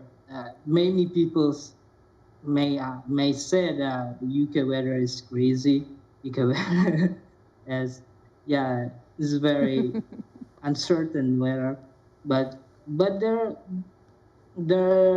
food also, this food very different. We used to have a lot of spices in our food, but here in UK they're also plain. We sympathize with you. We sympathize with Yes. you. So that actually explains why the British talks about weather all the time, because you know. Yeah, there's nothing else to talk about, I guess. So from hectic days in Jakarta to Yeah. now slow living days In in Leeds. Leeds. But I'm sure although you're all the way there, but your heart stays in Indonesia, especially today Yeah. on our Yeah, of 81st course. Independence Day celebration. Yeah. So before we let you go, maybe you can tell us your hopes and wishes for Indonesia in this glorious day of our independence. Go ahead. Yeah, of course. As an Indonesian, I hope that we can grow better as an Indonesian and as a nation. We are a very big nation, even bigger than UK, so bigger than Europe, all of Europe. And while I experience here that we have that lot of potential to be grow big, to be better, to be like previously of course we talk about coffee. Yeah, there's a lot of potential, and I really experienced that these people love coffee, but most of them just imported from South America, but they don't really know about Indonesian coffee. We have various kind of coffee. There's another thing that when I experienced it, that I believe that Indonesians is very hard working people. That's the value. Indonesian is very nice. They know that Indonesian is the nicest people on earth, and they're surprised by that. But they don't know about it. So we should open the door. Let these people know what really the real potential of Indonesia itself. That's why I'm hoping. Thank you. Thank you, Thank Tony, you. for sharing all of that. And thank you for letting us know there's no Indonesian coffee in Leeds. We actually have a coffee distributor who's also nodding very hard right now because he just sees a business opportunity. Hopefully, this time Yeah. next year, you can enjoy a cup of Indonesian coffee there in Leeds. Thank you, Tony. Thank you, Tony. I think we've been building Rifki's network here today on this live show. He has the knack of Yeah. making all the pieces of the puzzle comes together wherever he goes. Another big puzzle. Another big puzzle is Providing happening. the puzzle pieces. All right, so let's move on to another conversation. I think we believe we have still Sasha on air with us. Yeah? Can we go back to Sasha in New Zealand? Okay, let's do that. Hi there, Sasha. Thank you for staying with us. We still want to learn more about the experiences, Yeah. but I'm pretty sure that a lot of young Indonesians Yeah. watching us right now are so inspired and would like to know more if they have a huge interest in animation and digital creative. What steps should they take to be where you are right now, to be able to work in an international company Yeah. that is very well known globally and to have their mark in a lot of different movies like you have? What would you suggest to them, Sasha? Number one, don't ever give up. It took Yeah. me more than 10 times of applying to the company until I got it. And two, just keep on studying, because that's what I do. Every time I fail, I will try to learn again in another aspect of animation and getting even more deeper and deeper into it until I get the chance to join the company that I love. All right, so be resilient. Be resilient. And never give up. Yes. All right. So what do you know of the infrastructure here in Indonesia if somebody want to pursue that kind of career and maybe to gain more knowledge? Do we have enough here in Indonesia so we can have more young animators to represent us in the international stage? we actually do have a lot of animators in Indonesia with high talents. You can see in Jumbo and also Garuda di Dadaku. Their animation is actually in a standard where we can actually enjoy internationally as well. But I think what they need right now is even higher technology to make the final look to be more acceptable internationally. They're already amazing, but we can reach even further and make it maybe not only in a couple of countries, but just like Disney movies, we can enjoy it in every country in the world one day. All right. So talents we have in abundance, but to have it more polished and representable enough for the international market. Thank you for those tips, Sasha. You're welcome. All right. Okay. Hold that thought, and now let's go back to Japan, Siska Becker. Yes, to Osaka, to Miss Sastia. Yes. Also still online with us, and we are very fascinated with Miss Sastia's explanation. Metabolomics. Yes, about her And field also of expertise. About, you've been living in Japan for over 20 years, and you still have Indonesian passport. Very proud of it. Why is it important for you to be in Indonesian after 20 years in Japan? Well, I always think that Indonesia is my root. You know, it's where I come from. It's my identity, and I think this is something that I want to bring to my grave. You know, like I want to spend the remaining lives, you know, being still attached to my roots. So I think that's one of the things that I do not want to leave my nationality. Although, of course, I can. I have a permanent resident in Japan, and I am in a position to change my nationality. But I just feel like being rooted as an Indonesian and being able to one day go back and spend my older days later on in Indonesia in my home, I think this is something that I really would love to treasure. Yes. Wow. It's true what they say, you can take a person out of Indonesia. But you cannot take Indonesia out of a person. There you go. Now, That was for Sastia. After more than 20 years in Japan, like Siska said, you can't take an Indonesian out of you. What are the things that still feels very Indonesian about you believe? You know, although I live in Japan, I spend most of my research career dedicating myself to exploring Indonesian biodiversity and preserving our heritage and enhance it further through science and technology, particularly in the technology of metabolomics. And I educate most of my students actually, in fact, come from Indonesia. I have more than 10 master and PhD students now in my lab, and I have already gave birth to maybe almost 10 metabolomics doctoral degree holders that are now working in Indonesian top companies, top research institutions, and top academic institutions like universities, and also make their own startups. And so I think what I think right now is that how Indonesian I am is my heart, and my root is always Indonesian. And although I'm here in Japan, I never stop a single day thinking about what more I could contribute as an Indonesian to back to my home country. I mean, what you have accomplished so far is just beyond amazing. Beyond amazing. But when we talk about the future, I mean, you mentioned about how you've given birth to 10 metabolomics doctorals already. How important is it for you, for Indonesia, to have more experts in this field that you're in right now, Ms. Sastia? How would it be beneficial for Indonesia's future, maybe in terms of food technology and, you know, in the issue of food security that's also being mentioned as one of the looming problems in the future, including here in Indonesia? So my research on metabolomics focus on development of functional foods, where we identify new bioactives. We would like to develop more nutritious foods and those that are very much relevant to the gut microbiome health, which translates to better health in many different aspects.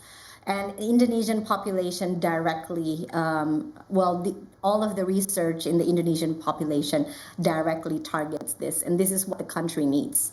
So we are in a dilemma where we have a very high national biodiversity as a mega diversity country, but our plate is not dietary diverse. Like we do not consume our local foods enough.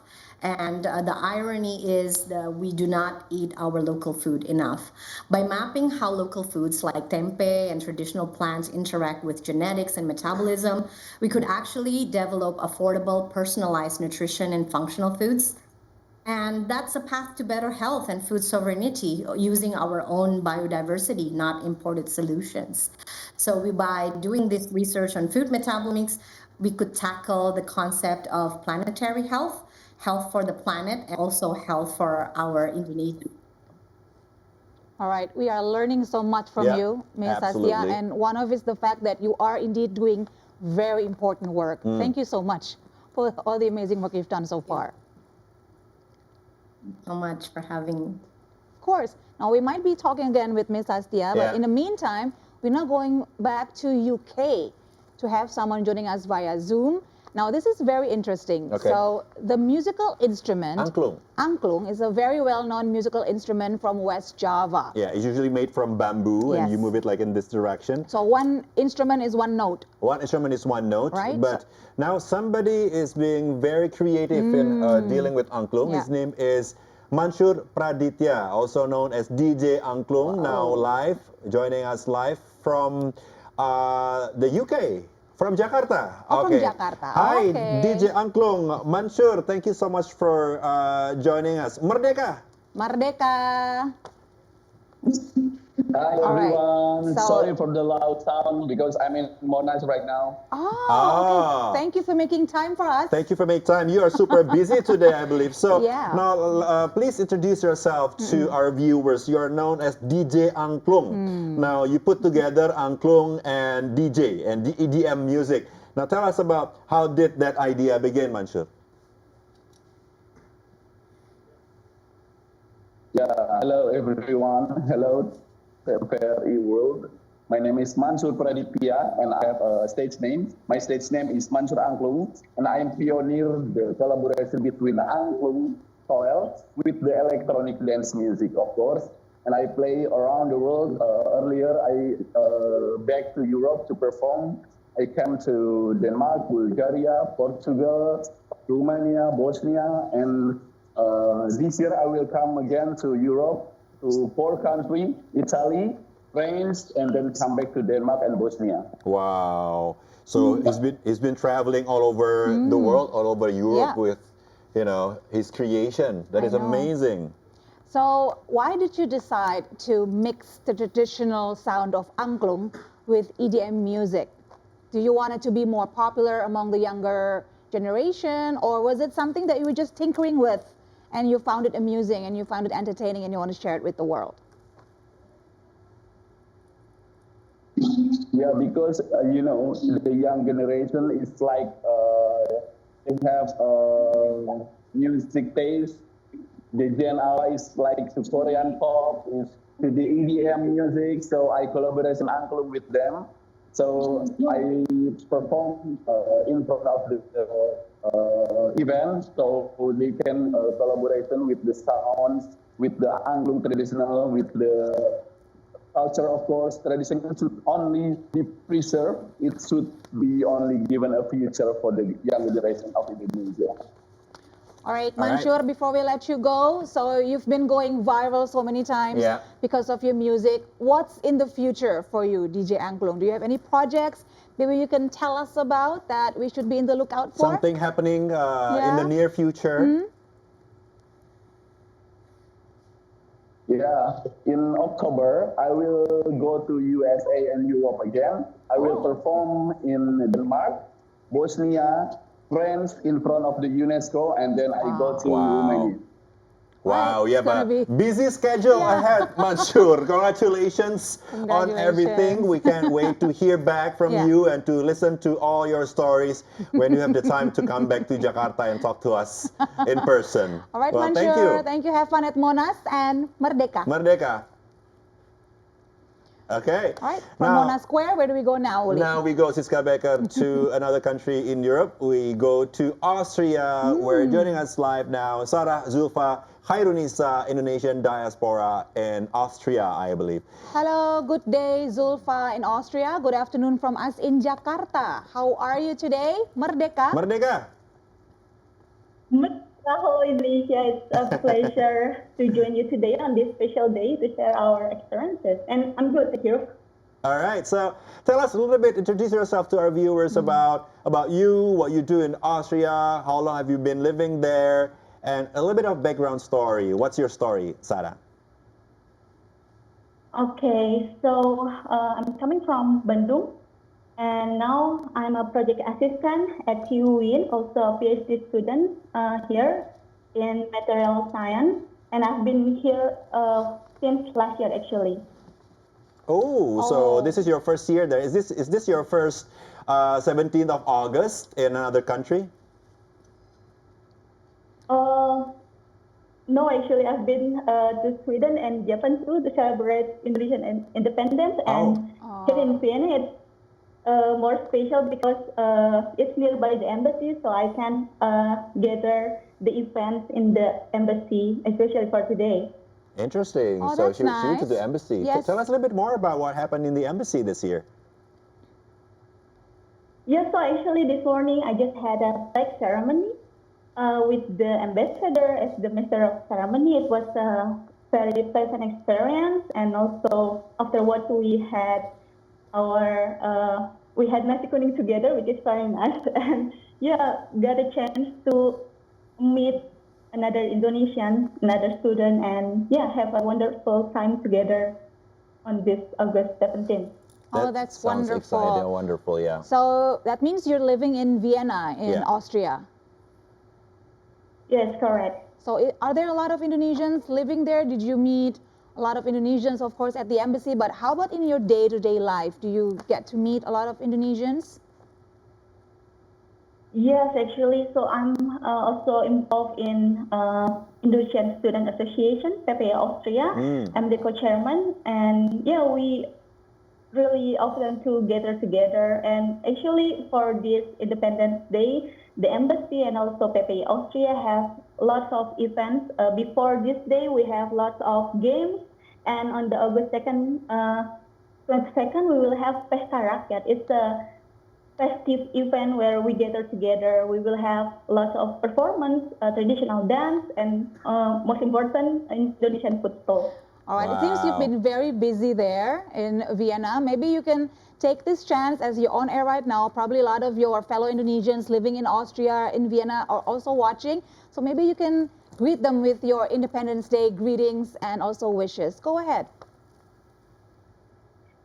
Yeah, so I think in this special day, it's like a celebration of growth. It's a momentum to highlight how far our nation has come.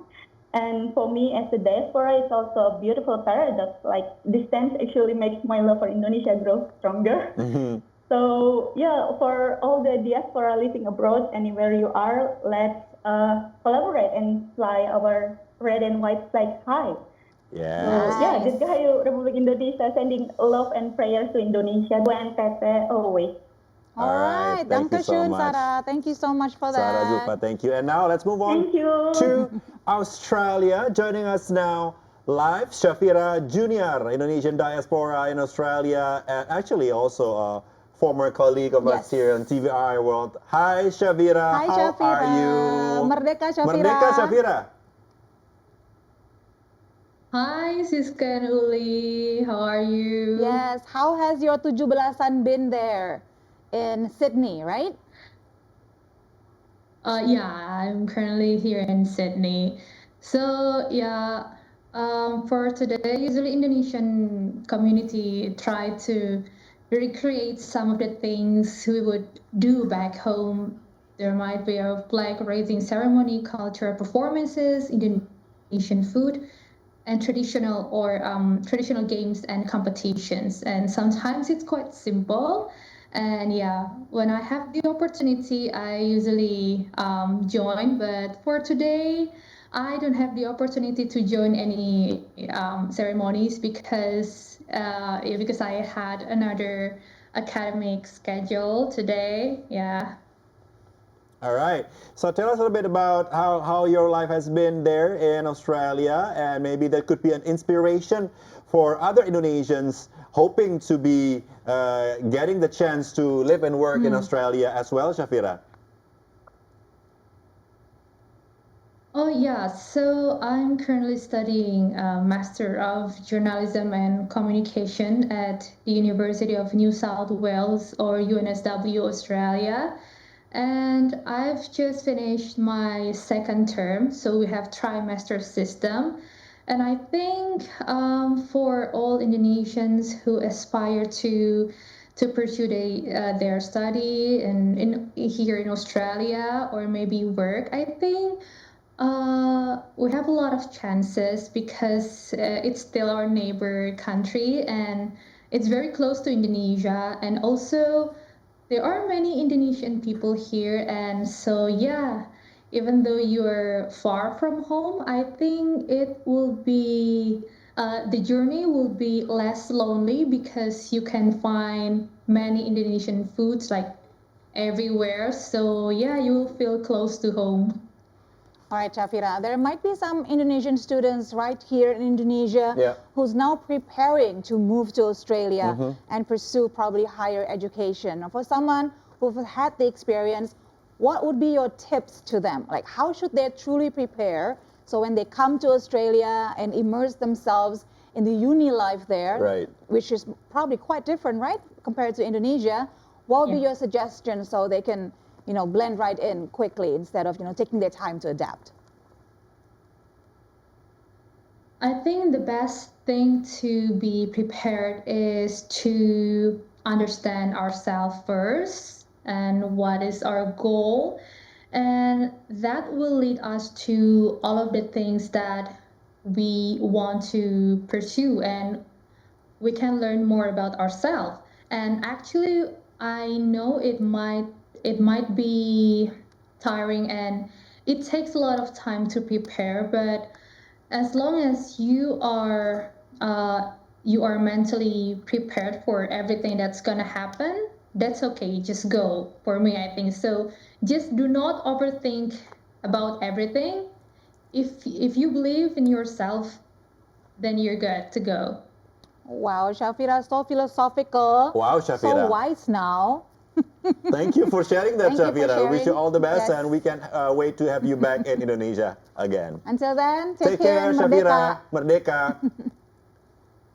Thank you, Siska and Uli. All right, and now from Shafira Junior, we move on. We go back to New Zealand, I believe. We're going to continue our conversation with Sasha. Hi, Sasha. Thank you for being so patient with us. Hi. Hey, we haven't talked about your community that I saw from your Instagram. You founded She Frame, community for women. Tell us a little bit about it. So I was in Jakarta for 4 months last year, and I know in Indonesia we have a lot of female animator, but we don't have a forum where we can gather together and talk about the ups and downs, the problem that we have, or how to grow and share our knowledge. So we made this little organization called She Frame. So for any artist, not just animator, but artists and everyone who work in the art industry and film who wants to join, you can join She Frame. It's in Instagram. You can look it up and join us there. Oh, that's nice. So do you do like activities, or do you just, you know, share stories and experiences? What are your objectives for this community that you've built? So far we join together and share our experiences, but also from there we network. So we ask each other if there's any jobs around, there's opening here and there. So it really helps for us to look for more opportunity and also more knowledge, because we tend to teach each other new technique, and that's a big way to grow as an artist. Great. So what is the biggest challenge that women still face in animation industry and VFX, do you think? For one thing, it's not many of us. Hmm. So when I started working in New Zealand itself, one of the department I was in, it was 30 people and it's only 3 girls. So it is, it's a male-dominated industry. So a lot of the female problems that we encounter, like we have kids, like I have 3 kids, and it's such a different approach to how we manage our time and how we work and how we go around it. And the only way to know how we can work best is to talk to other women that already experienced it. So that's why I hold together SheFrame, so we can have a forum to do so. Wow, this is hashtag women supporting women in real very life. interesting. So Amazing. if our viewers wants to know more about SheFrame, is there an Instagram handle or a website or something that people can find more information about it, Sasha? Yeah, it's SheFrame on Instagram, and we actually, you can just add us and join from there.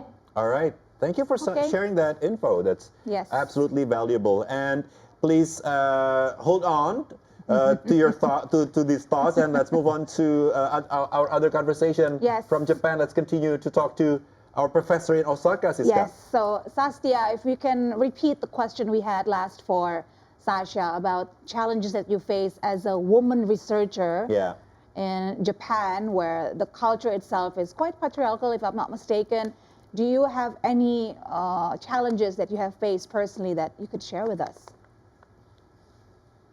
Actually, today's dialogue is really timely because today is probably like one of the pinnacle of my research and breaking boundaries as a woman researcher and academic in Japan, because in the Graduate School of Engineering in the University of Osaka, today I have just made full professor, the first Indonesian, the first foreign and the first female full professor in the Graduate School of Engineering in the history of 100 years. So yeah, today is a really emotional time to share this wonderful news because I've experienced so many barriers, I think systemic barriers. Being in a country where I am a minority, and also being in a field in engineering where female, especially foreign female, is also a minority. And to be able to reach this position is truly a blessing. And it makes me believe that nothing is impossible. And if anyone is able to do it, and I think this would open doors to so many other women that would dare to dream the impossible. So this is, I think, one of the things I would like to share in this really important occasion of our Independence Day. Congratulations. Professor Sastia, we should have been calling you from the beginning. Congratulations. Congratulations. We are feeling very proud for you indeed. And probably now a lot of Indonesians who've also been very interested in your field and would like to know if they want to pursue higher education to also have more knowledge on this very important field. Would they be able to do that directly to Japan, or is there like some channels they need to go through in Indonesia before they do that? Can you share some tips as well, Professor Sastia? You mean how to study metabolomics in my university or study metabolomics in general? Yes, in Japan in general, and or particularly in your university in Osaka. Okay, so every year we always open admissions, and it's open to, of course, students from all over the world. In the University of Osaka in particular, we have been operating fully English education for our master's and PhD, and it's also it comes with a fully funded scholarship from the Ministry of Education in Japan. And also we are one of the top 100 universities, and we are listed also as one of the destination universities in LPDP. So of course there are many ways you can study in Japan in our university, even for free, as long as you keep a very good academic record and you build your good academic track record. For example, if you have papers, very good English, and also importantly recommendations, that would also really add to the probability of passing, although the scholarship is of course very competitive. But so far Indonesians in number have been increasing year by year, especially in my university and in my department. So I would think that it's highly probable for highly talented Indonesians to apply to our department, especially Department of Biotechnology, and study here. In fact, in my lab, we have 10 Indonesian students. Wow. It's one of the labs with the highest number of Indonesians. And so we're always welcome to welcome many more. That is so good to hear. And building on Siska Besker's question, I would like to move on to Saskia in New Zealand. Say our viewers wants to follow your footsteps. Yes. What are the requirements? What are the things that people need to understand before they go into the direction of trying to be an animator like you? What are the things that they should put in their checklist before they could do what you do? Well, first of all, if you want to work internationally, you do need a bachelor degree. And then another thing is make the best portfolio you can. So if you want to be an animator, don't forget to make all the type of animation in your portfolio, not just cartoon. And if you want to be modelers, you make a modeler portfolio and so on. But make as high a quality as you can, as the quality that they look for internationally are extremely high. Try to look for movies that you like and try to mimic what they made there. It's not about having to always have your own IP in your portfolio, but it's the quality of the motion, the quality of the movement. It's what they're looking for. Okay, noted. It's been such a fruitful conversation, so it's a joy to talk to both of you, Professor Saskia and also Sasha. Before we let you go, what are your hopes and dreams for Indonesia on this glorious day, 17th of August 2026? Let's go to Professor Saskia from Japan first. Go ahead. I would like to call out to our youth. Hello, Indonesian youth, especially young women. You are Indonesia's bridge to the future. In my experience with 22 years abroad, I see how youth with education and global exposure can bring back ideas, technology, and values to build a better Indonesia. So you are not just the future, you are shaping the digital economy, climate action, and public discourse. So nation building requires structured pathways for youth in policy, in entrepreneurship, civic leadership, and not just token participation. So I'm calling out all of our youth to pursue higher education. You can study anywhere in the world, but be sure to go back to your roots wherever you are, contribute to a better Indonesia. And if it's not us, who more would be caring for our beloved country and nation? So I guess, and also I mentor Indonesian people through the Bright Squad Peduli Foundation. And if you would like to contribute to share my vision and my movement, of course, I'm really welcome to mentor any young people, not only the ones that are able to study in Osaka, but literally anyone. I've been building a community called Bright Squad, and also recently built a foundation to provide access to better education, stronger women empowerment, and equality. So we'd love to see anyone joining this community and this movement together. Wow, thank Wow, you, thank Prof. you for- Sastia, for that call to Yeah. action. I wish I was Indonesian youth. I'm Indonesian, but not so much of youth, but I'm still we are feeling always very young. inspired. Still pass as a youth, Oh, Siska yeah, thank Becker. you, Uli. You're No too nice. worries. I think it's the head accessory that's doing the trick. Right now to Okay. Sasha, maybe you can share us also your hopes and wishes, especially in relation to your field as an animator for Indonesia today and Indonesia in the future. Go ahead, Sasha. For me, as an animator and an artist, I hope one day Indonesia can be known as a country who can make movies just like here in New Zealand, and I can come home and make movies in Indonesia too.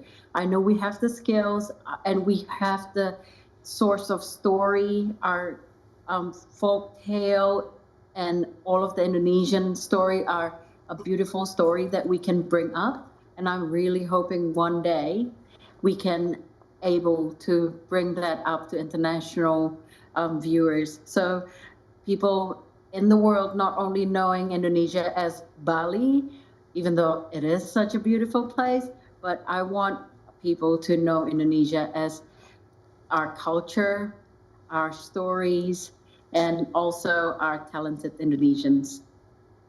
All right, thank you so much once Thank again, you. Sasha and Prof. Sastia. We are so lucky and fortunate to have absolutely. two amazing women who've broken barriers in male-dominated industries, and we wish you both all the best, and hopefully we hear more from you soon here Absolutely. in TVR World. Thank you for both of you. Merdeka, ladies. Merdeka! Keep up the good work. Keep up the good work. Thank you.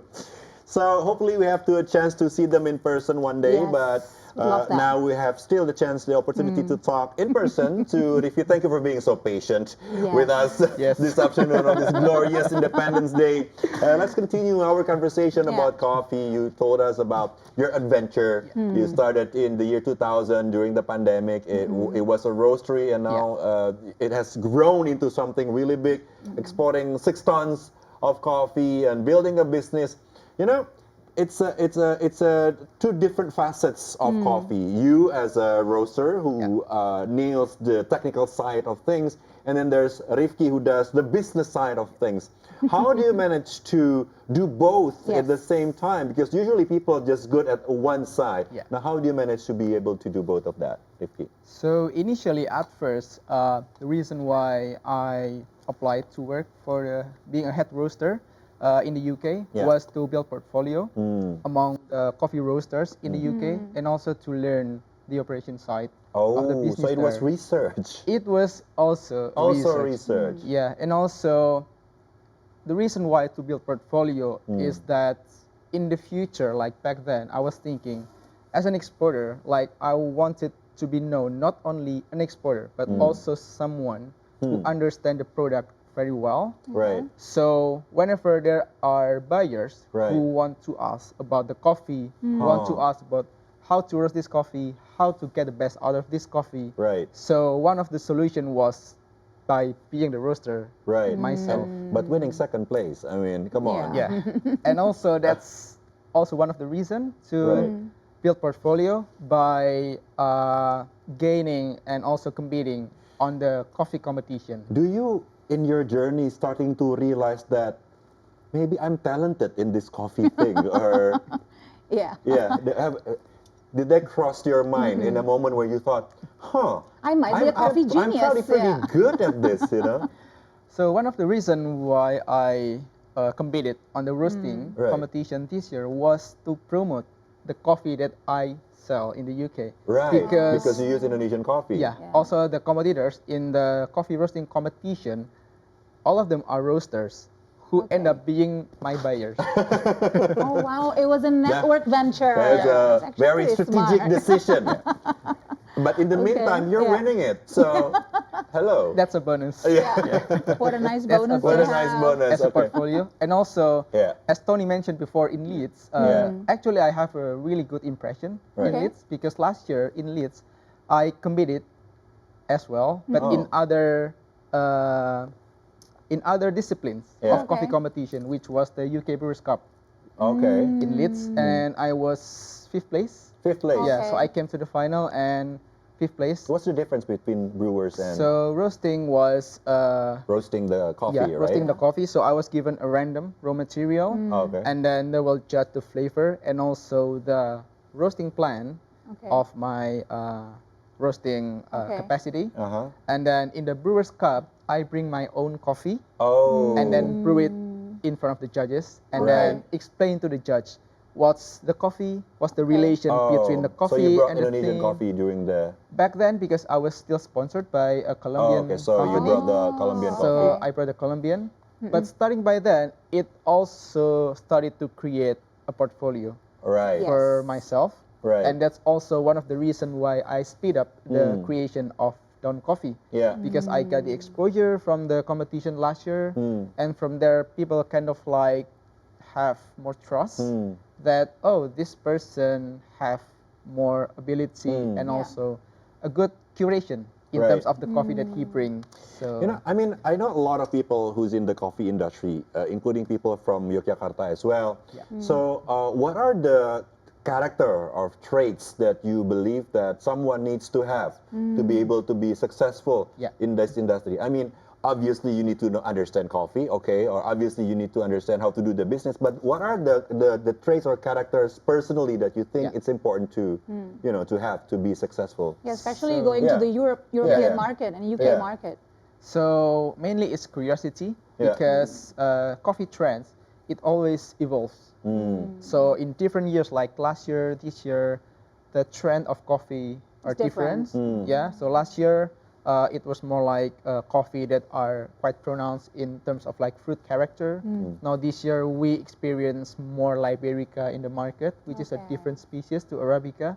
So we have to be more curious in terms of like exploring what's there in the market and also what's there that hasn't been exposed.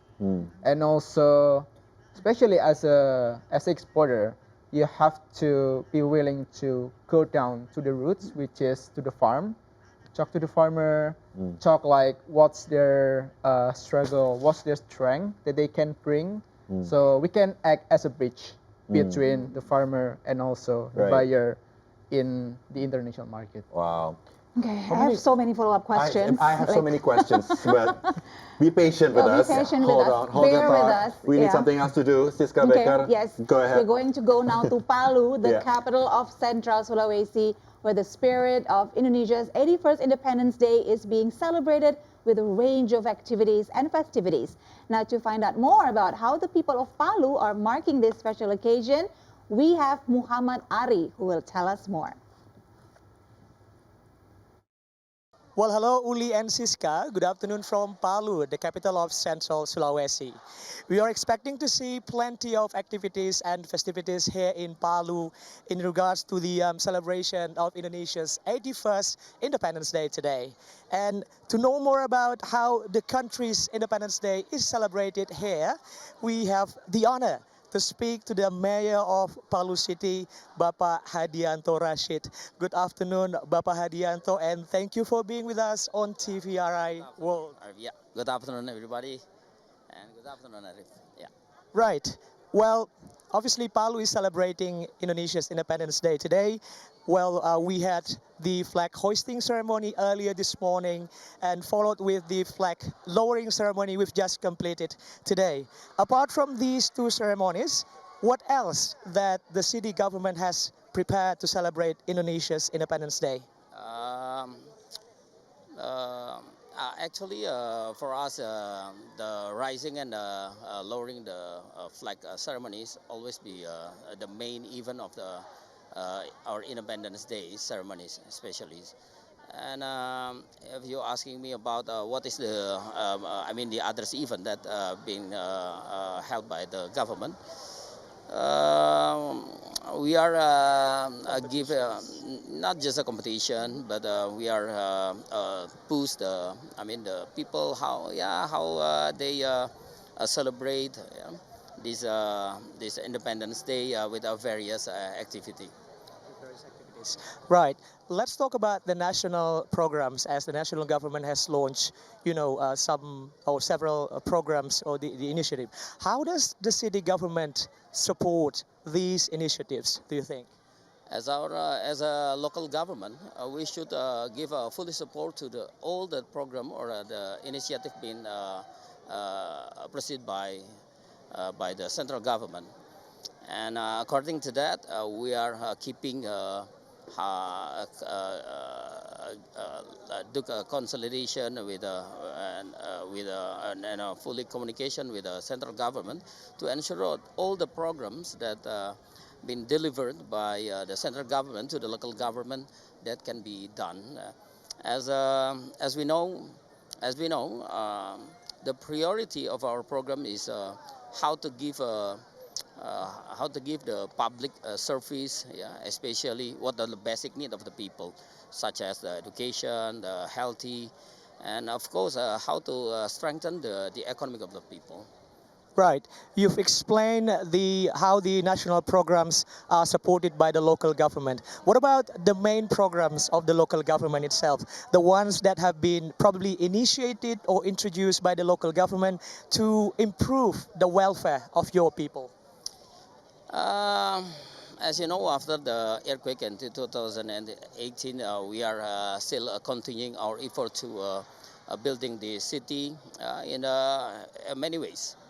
Especially how to strengthen the people economy through how to capitalize the small business and others because as we know Palu has a difficulties time after the earthquake that happened, but therefore that we have to give our fully support to overcome all the situation that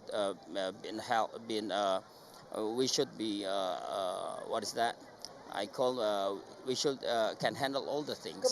So the boost and the fostering economic of our people is the main program of our central government of Palu. Boosting economy is the main program of the local government. One last question from me, Mr. Mayor.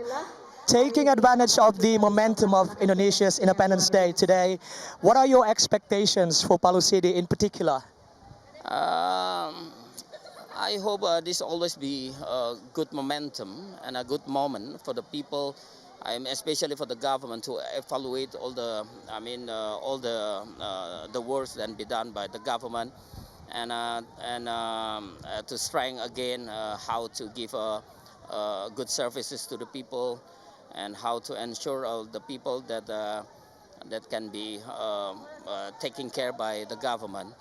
And then I hope this momentum can be evaluation for the others. Especially our principle now is how to strengthen our united. So I hope this momentum always be the best moment for everybody to evaluate and to make a good dream for the future. Right. So we of course we're hoping the best for the economy and the prosperity of the Palu people. Thank you very much, Mr. Mayor, for joining with us on TVRI World. Right. Thank you. It's such an honor. Right. So that concludes my interview today with the Mayor of Palu City, Bapak Hadianto Rashid. I'm Muhammad Arif Ismail, reporting live from Palu, the capital of Central Sulawesi, alongside with my camera person, Rian. Over to you in the studio, Uli and Siska. Thank you. Thank you, Muhammad Arif. Always a pleasure to have you on air with us. Absolutely. All the best to everybody in Palu, and such an honor to have the Mayor of Palu also joining our coverage here today. All right. So now go back to Rifki. Let's go back to Rifki and pick up our conversation about coffee. So we talk about a lot of things about coffee. We talk about producing. We talk about exporting. You know, one thing that I really want to know about is when we talk about import and export, one word that crosses my mind is bureaucracy. You know, paperwork. Tell us more about what you experience, and you know, what do you think could be better if you could only you know, turn back time to be able to do it easier. So basically that thing is more on the external side of our business. So there are things that we couldn't control in that. So that is also one of the reasons why I stay in Indonesia for quite a while, especially when I source the coffee. So before the coffee leave Indonesia, so they need my presence here, so to take care of that bureaucracy thing and make sure everything are ready when we the paperwork want to, and everything. ship the coffee because of how complicated they are. And then as soon as they got shipped from the port, then I usually go back to the UK to market the coffee. Oh, okay. Okay, Nice. interesting. Yeah. Now let's go somewhere where a person might be needing coffee right now. And that is Mansur Praditya or DJ Angklung, who's still in Monash Square, we believe. Hello, Mansur. Hello, Mansur. Thank you for still being with us. We understand you're in the middle of doing things, and this is a very busy day for you. So we appreciate you taking the time to talk to us. So, So we were talking to you about the plan you have to visit so many countries in the world. I mean, you've been in a lot of countries in Europe, and then you plan to go to the United States as well. From all your experience, tell us about the reactions from the people there that are most memorable for you, that you couldn't, you keep on thinking about it, of that memorable experience that you had with these people from these certain countries, Mansur. Okay, thank you. So once again, I'm so sorry for the loud sound. So because I'm in Monash and I'm going to perform in front of the President of Indonesia, Bapak Prabowo Subianto. Nice flex, Mansur. To play Angklung here. So and when I perform around the world, the expectation is very, very amazing. So the Indonesian people, the foreign people is very excited of the Angklung and the music. So I combine the music of their country with the Angklung, and it's so amazing. So beautiful stage, the beautiful sounds. We dance together, we enjoy together with the Angklung and EDM. All right. All right. Now, Mansur, Indonesia has a very rich diversity when it comes to their musical heritage. Now, Angklung is, of course, one of the most famous musical instruments from Indonesia. It is also listed in the intangible UNESCO list. But how about you personally? Why do you love Angklung? What is amazing about Angklung in your eyes, Mansur?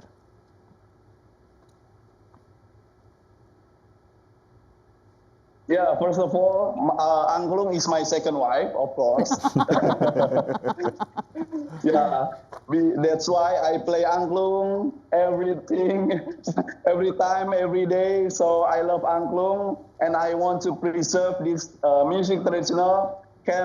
Next level, bring Angklung to the next level. Angklung from local to global.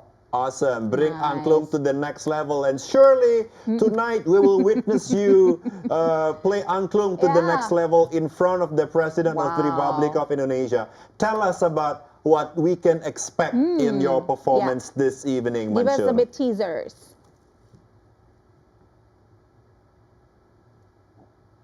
Yep, I'm gonna perform inside the truck. The truck is from the Ministry of Sport and Young Generation with Bapak, the new head of ministry is Bapak, I forget that. Okay, I'm gonna perform in front of the Bapak Prabowo Subianto.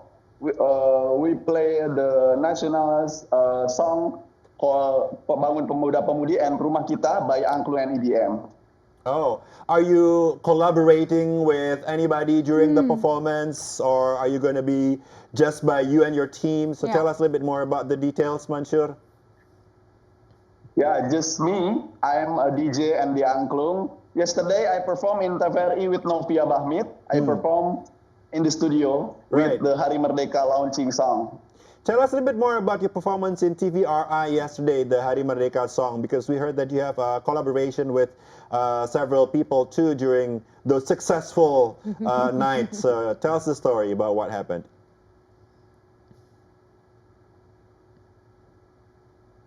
Yeah, I'm so sorry for the bad signal. So yesterday I performed in TVRI. I preserved the Angklung to represent the Hari Merdeka song arrangement by Mr. Erwin Gutawa, and the song is very good, it's very amazing, it's very grande, you know. As usual, traditional music is the man of the music, so we can preserve the culture from local to global. Like I say, bring angklung to the next level is Hari Merdeka to the Independence Day of Indonesia. All right, so Mansur, to prep the people who might be watching your performance, maybe later at Monas Square or maybe some other time during many of your performances, I'm sure in the future, how do you like people to respond or react when you play them your music, your angklung music / EDM creation? Do you want them to clap along or do you want them to dance? What sort of reaction do you expect from the crowd to have?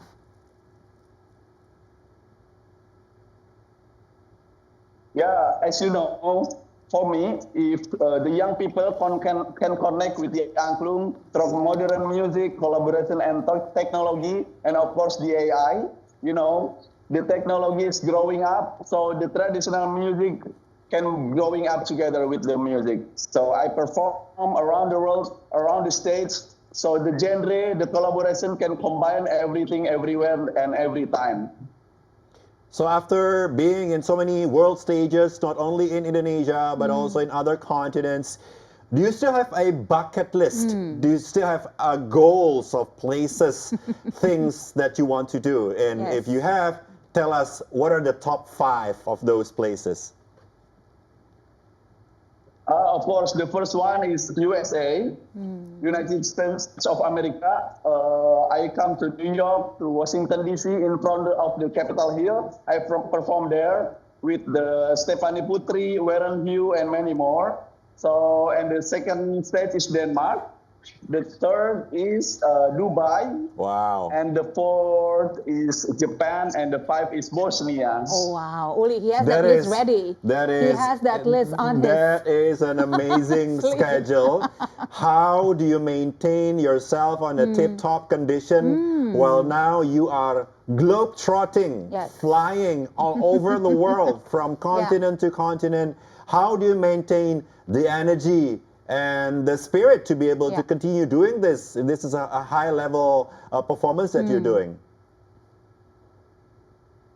Yeah, as you know, music is the universal languages. So I play music with the traditional music combined with the modern music. So I play the song of their country. I play the Denmark song. I play the USA song. I play the Korea song. So they like it. They enjoy it. They can feel it. The music. We can dance together. Enjoy the music. Forget about ex-girlfriend, ex-wife. We enjoy the music everywhere. Okay, so you feed off the energy from the crowd. Yeah, that's a good trick. You know, that's a good trick to please the crowd. Okay, so you've shared with us your places that you wish to visit or have performances in. How about musicians or maybe singers you want to collaborate with? Yeah. You want to work together? Do you have a bucket list for that you want to share? We help you manifest. Yeah. So hopefully it'll come true soon. Are there any names? It can be international names. Somebody that you haven't worked with so far, but you want to work with in the future. Share with us, please. Yeah, okay. This is the great collaboration. I will collaboration with the dancer of Indonesia who perform in Korea, and I'm gonna make a song for the Independence Day. So I'm gonna make a video content, and go to Korea this year, maybe, wish me luck. And I'm gonna perform with the dance, K-pop X Angklung EDM. Any plans to go to London?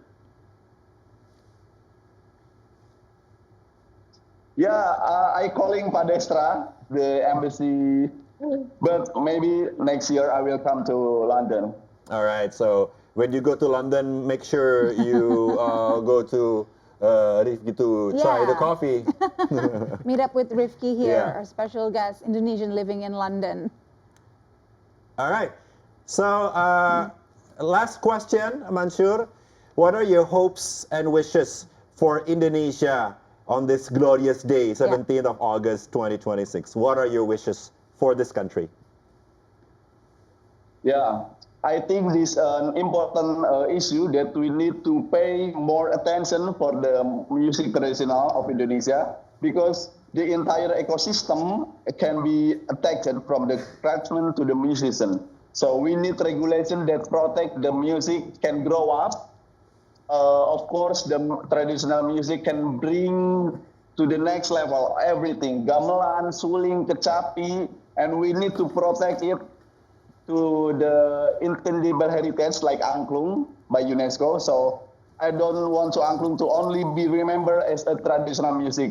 Soon, maybe 10 years ago, 10 years in the future, angklung will be a modern music in Indonesia. Bring angklung to the next level. All right, Mansur, thank you so much for your time. Mansur. Good luck for your performance. Yes. Surely you'll be amazing. You'll thank do you. great. Yeah, thank you for making time to talk to us. Good luck and Thank see you you. next time. Bye-bye. Merdeka, Mansur. Merdeka, Mansur. Okay, let's go back to the studio and continue our conversation. Yes. So I'm a bit curious, Rifki, Yes. you mentioned earlier during our conversation that throughout this experience, distributing coffee to different parts of the UK, you learned that different regions in the UK prefer their coffee in a different way. Yes. Like taste profiles are different, you know, how they like their cups are different. Can you share with us in more details, like which region likes which coffee in Indonesia, for instance? So from the last 1 year that we have distributed the coffee, so we can kind of like observe like how's the customer profile in Okay. each different city. Like we don't only send coffee to London, but also to other region like Scotland and Wales. And from there, So the we Great Britain observe- area. Yeah, Okay. the Great Britain area, including in Leeds as well. Including we in have Leeds, sent yeah. coffee there. Oh, Right. okay. Yeah, so maybe should tell Tony Tony can, then. yeah, Tell him Tony where can to get try the Indonesian coffee coffee. there.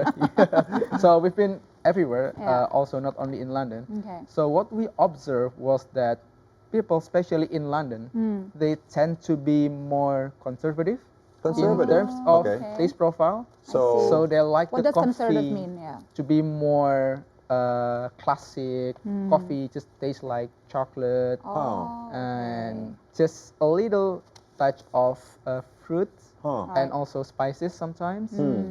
Whereas like the customer in the other region, like Yeah. northern part of the UK, like Scotland, also in the western, like Wales, Yeah. they prefer the coffee to be more adventurous. Oh, Yeah, wow. like they like to explore a different Very varietal, interesting. a different species of coffee like Liberica, like I said before. So I think it's also because of the pace of living there. Okay. Like for instance, in London, like the life is very fast paced there. Yeah. Like it's a megapolitan city, Yeah. and people have the coffee for their daily needs. So caffeine fix. Caffeine fix. Right. Yeah. Okay. Whereas the people in the other regions, smaller cities like let's say in Glasgow, For leisure. yeah, in drinking. Devon, They want to take in their time Leeds, enjoying the yeah, coffee. they want to take their time. They have more time to explore the flavor, the coffee okay. as well.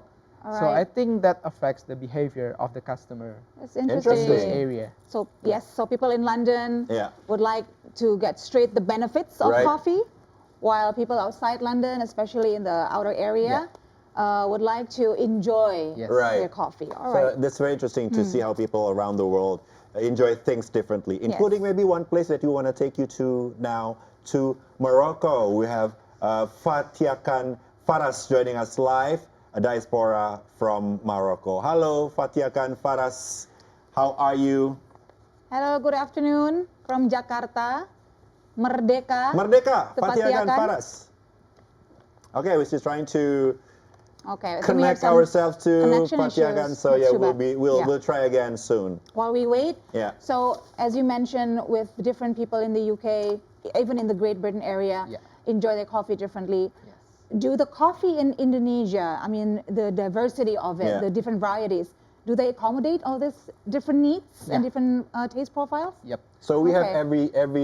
every flavor profile. Yeah. We have a solution. Oh, Yeah. that's good. Okay. So that's also one of the reasons why I travel a lot in this harvest time to different part of region in Indonesia, because to cater those demands. Like for instance, the flavor of coffee from Gayo in Sumatra is different with coffee from East Java, let's say, and also different species like Arabica and Liberica. Yeah. There's Right. difference, and also we also try to keep up with the trends, like especially on the processing and fermentation, like Professor Sastia mentioned before, Yeah. in terms of like the connection between metabolic and also coffee. Yeah. We also developed some products which contains an experimental fermentation with yeast. From Yeast. Dawn. Okay. Yeah. From So your company. Yeah. we kind of like collaborate with Oh, the farmer, Okay. with the farmer on the region to develop those coffee with those specific flavor. Uh-huh. So together those customer who wants the Using coffee, yeast. yeah, Okay. with more adventurous, with more Very complex interesting. flavor. Very interesting. okay. Just hold on to that. Yes. We'll dive into that in a while. But now we just got information that we got Fatia Khan Faras, Indonesian diaspora in Morocco, live with us on air. So Fatia Khan Faras, Merdeka. Hello, Fatia Khan. All right. So Okay. yes, there you are. Merdeka, Fatia Khan Faras. Hello, Fatia Khan. How are you in Morocco, and how have you been celebrating our Independence Day today Hello. there? Do that sounds clear? Yes, Fatia Khan we in can hear Marrakesh. you. Go ahead. Tell Do I us. sounds clear? Hello, Fatia Khan. I think we're. Okay, good evening from Rabat, Morocco, from the Embassy of Indonesia. And first of all, happy Independence Day of Indonesia 98. All right. Oh, you're still at the embassy. So my name is Fatih, and I'm glad to hear. Okay. Go ahead. Tell us what happened at the embassy today there at Yeah. Rabat.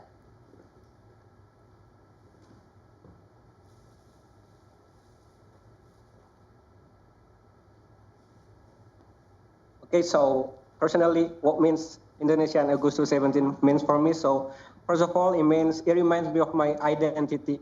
Identity of we are part of big identity. We share the same identity as a big nation, as a big people and big foreign Asia. Yeah. So it's not about thing that we carry in our passport, but also the value that we hold, the way we speak, and the language that we.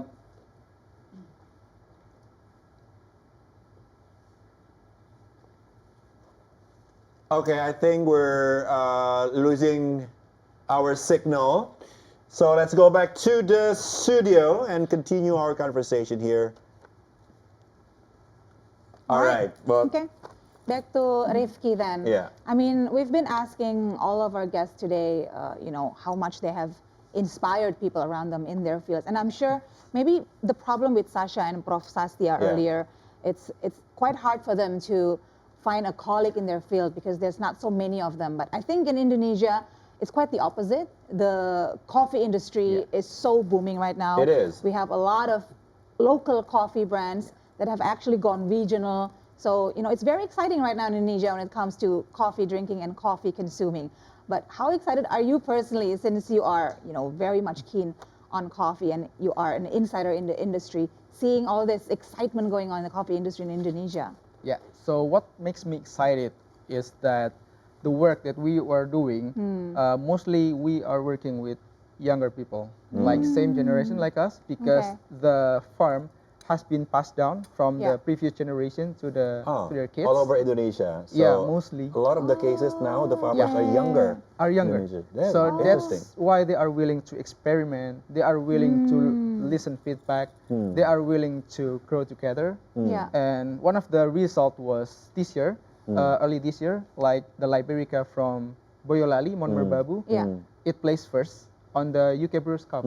Wow. Yeah, so that is one of the result of our work in Yes. Indonesia, and hopefully we can keep up Right. with the growth as well, because they can accommodate the growth, and Right. also in terms of like competition wise, like from last year I compete in the Brewers Cup, this year Liberica won first place, also I placed second on the roasting championship. Yeah. So the mission for next year will be much broader.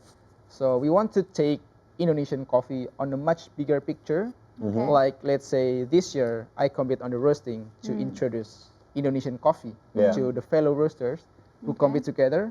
Yeah. Like next year, the next step may be like to sponsor the competition. Oh, okay. So the competitors can have Indonesian coffee. Everybody's using the Indonesian Everybody coffee. using Indonesian coffee. Right. So we try to spread Right. and distribute on a much Right. broader Okay. spectrum. It's very interesting. I mean, when you take Indonesian coffee to the global stage, such as in London, the Indonesian coffee is competing with every other country in the world, right? So, from your experience, what are the pros and cons of Indonesian coffee compared to other coffees that are also imported to the UK at the moment? Yeah. So first thing was challenge on the environment, of course, because the climate gets hotter. So obviously, in some part of region, there are declining production, especially on the higher altitude. Because they face hotter climates. Such as? Such as the production of Arabica, let's say on the eastern part of Indonesia. Okay. Because they face like hotter climates. So climate change. Because Climate change. effects. Yeah, climate change effect. Oh, wow. Okay. And also one of the solution to tackle that problem was to plant more seeds with more resilient varietal Okay. that can survive on the hotter climates, on the lower altitude, that we also at this moment still doing. Okay. So apart from also exporting to the UK market, on the upstream side of the business, we are also creating campaign to put more seedlings, put more seeds on the farms, so to grow more coffee, because we know that coffee is always growing. And also there are also reports that maybe in 2050 we cannot drink Arabica anymore. No, because don't say of that, the Rifki. That's a climate. horrible thought. No, Yeah. I don't want to believe that. As a coffee person, Oh my God, that's so scary. That's like a horror movie. A world I could without feel Arabica. from your tone how serious your reaction was to that. That was Almost visceral. like a visceral, That was visceral, reaction from Yeah. Siska Becker. Okay, So- continue please. So right now, I mean, we've heard of energy resilience, we've heard, about food resilience, Right. but we also have to take care of coffee resilience. That's Yeah. So Because of how do you climate do that? change. How do you Yeah. create the seeds that are more resilient? Do you work with So- some lab or? Yeah. At this moment, we observe that there are different species. It's not Arabica, it's not Robusta, it's called Liberica. So this is the species that you've been talking about earlier, that who can survive on the lower altitude, Yeah. on the hotter climate, but also have higher value compared to Robusta. Okay. Oh. So that sector, that species is the one that we are still focusing about the to Liberica, to advocate and to campaign, especially on the international market, because especially on Indonesian market. international. International. Oh, international market. Yeah. Okay. Yeah. So all the coffee that you are exporting to the UK are all Libericas, or So it's mixed. it's mixed. Okay. Between Arabica and also Liberica, because we want to also cater different demands of different customer. Different flavor profiles. Yeah, different flavor profile. Okay. Yeah. Okay. Now, to borrow the words of DJ Mansur earlier, who wanted to take To the next Angklung level. to the next level. Now yeah. coffee to the next level. How about Yes. Indonesian coffee? How would you like to take Indonesian Yeah. coffee to the next level? What's your idea of next level? Yeah. So my idea is always bring Indonesian coffee to the international stage Yeah. for competition. Yeah. Okay. Like we know Indonesia, I can say at the moment Indonesia is on the peak moment Okay. of specialty coffee, because we Oh, just yeah. We're having a moment right now. That's right. Yeah. we won the barista championship Yeah. 2 years ago. We won the roasting championship Yeah. 3 years ago. Yeah. We won the coffee in good spirit last year. So Okay. it's in the right moment that we keep advocating Indonesian coffee, especially on the competition stage, because through the competition stage, it will act as a reference, as an inspiration for the more wider customer. Right. So if you succeed on the competition stage, then obviously customer from wider segments, from wider audience, Yeah. they will look for the coffee. They are getting more curious of, wow, this coffee won the championship. Can I try the coffee? So Yeah. the demands will be Yeah. higher. The demand will be much better for the coffee. The value will also be much better. Yeah. So on the upstream side, we can build much better facilities Okay. on the infrastructure of the production, and also we can maintain the production so it won't decline in the coming years. You gotta ride the waves, Siska. Ah, okay, yeah. Like a And surfer. and use the momentum. Use as the momentum, Indonesia is right definitely. now on the So, peak how there. many cups of coffee do you drink every day? It depends. Like at home when I'm working behind the desk, like maybe 3 cups a day. 3 cups a day. Okay. Yeah. That's still okay. Yeah. When I I travel. think Siska here drinks more than you. No, no, no. My max is 2 right now. Yeah. Yeah. I have to limit myself, Okay. otherwise, yeah. But when I travel, like to let's say to the farm, Yeah. to the mountain, to the origin, because I obviously taste Right. taste a lot of Yeah. coffee, so it's countless. So, Okay. so you never sleep, I assume. You know, it's like drink caffeine every Yeah, day when yeah, you're yeah, working yeah, and yeah, visit yeah. the farmers. Even when he's sleeping, he thinks about coffee. I think that's the case with So I mean, Rifki. there's a lot of things that there's a lot of ways that people do to make coffee, right? There's you know espresso machines and its variants. Yeah. And there's the V60. V60, V60 yeah. when you pour over coffee. You can use a mocha pot. You know, which one are your favorite Yeah. methods and why? So at this moment, it's V60. V60. It's manual brewing because it's much more accessible. Mm. Like I can still do it while I travel. Okay. Like with espresso machine, like it's It's quite difficult. quite difficult because Well, you there's bring this the whole small travel size espresso machine that Yeah. you know, but I don't know. Yeah. So you Yeah. prefer the pour over? Yeah, because also it's more accessible. Yeah. Also, we can make it on a bigger portion. Mm. So whenever we have guests, whenever we travel somewhere, we can always share it with people. Mm. So Oh, that's nice. they can always enjoy Right. the good coffee together with us. That's nice. Yes. Sharing is Yeah. caring. Coffee Yes. tastes better when you're shared. Yes. Like love. All right, now, All right. before we continue our conversation with Rifki here, we're now going to go to our next package. Now, more than 2,000 visitors packed the popular festival celebrating the 81st anniversary of the independence of the Republic of Indonesia at the Consulate General of the Republic of Indonesia in Hamburg, Germany. Now, we have some footage of that, so maybe Let's we take a can look. see it now. Let's take a look.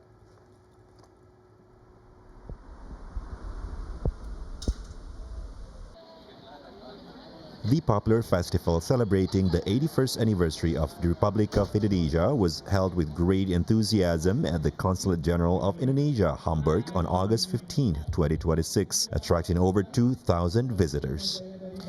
Indonesian citizens, diaspora communities, and friends of Indonesia from various cities across Germany gathered to celebrate diversity and togetherness abroad.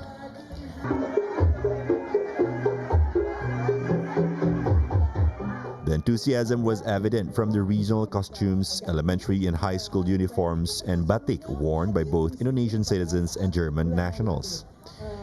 26 community groups served a variety of Indonesian culinary delights and presented cultural performances such as the Jaipong and Klono Topeng dances. Meriahannya sama, tapi yang jelas barusan saja saya bicara dengan salah satu masyarakat Indonesia dan dia sangat apresiasi dengan konsep adanya bazar yang memberikan pilihan, kemudian keterlibatan banyak unsur masyarakat. Jadi saya rasa ini akan kita teruskan dan bahkan diperbaiki untuk tahun-tahun mendatangnya gitu.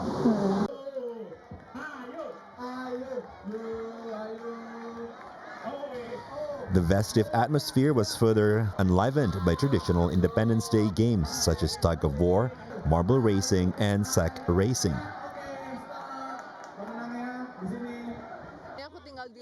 Miss Indonesia Cultural Heritage 2026 Nilam Onassis Saputri was also present and expressed her delight at the warm community atmosphere during her first visit to Hamburg.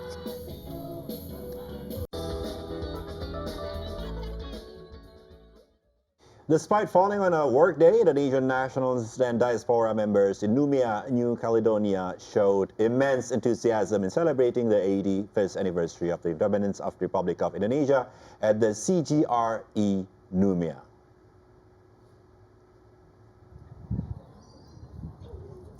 The spirit of patriotism shone brightly in Numia, New Caledonia, as Indonesian nationals and diaspora members gathered at the CGRI Numia on August 17, 2026.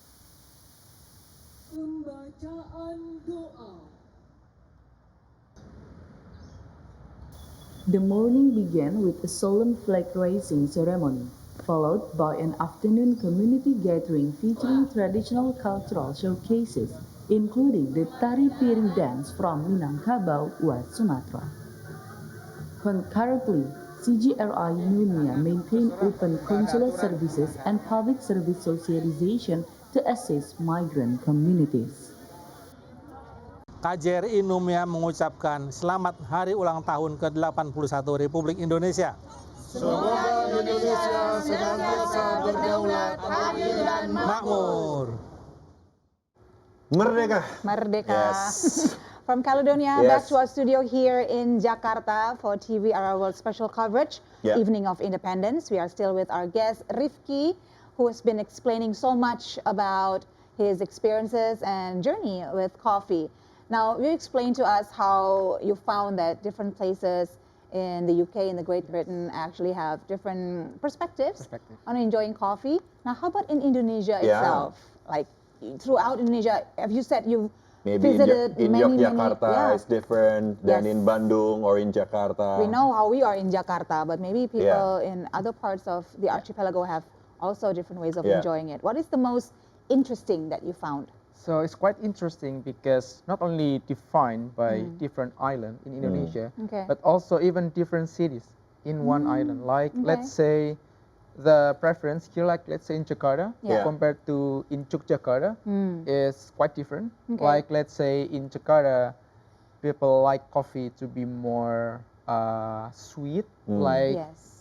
in we can say like it's more developed in terms of like roasting. Ah. So it's a darker roast Oh. compared to like on the eastern part of Java, like Okay. let's say Jogja, Semarang, Solo. They Yeah. like the coffee to be more delicate, to be Oh. acidic. So it's quite unique, you know, to Okay. see like different preference. Right. Okay. Also, some region like in Sumatra, in Medan, Yeah. Yeah. they're known like for kopi sanger, which the coffee very dark roast blended with condensed milk, and that's kind of like not becoming also a customer preference, but Yes. it became a culture. Yeah.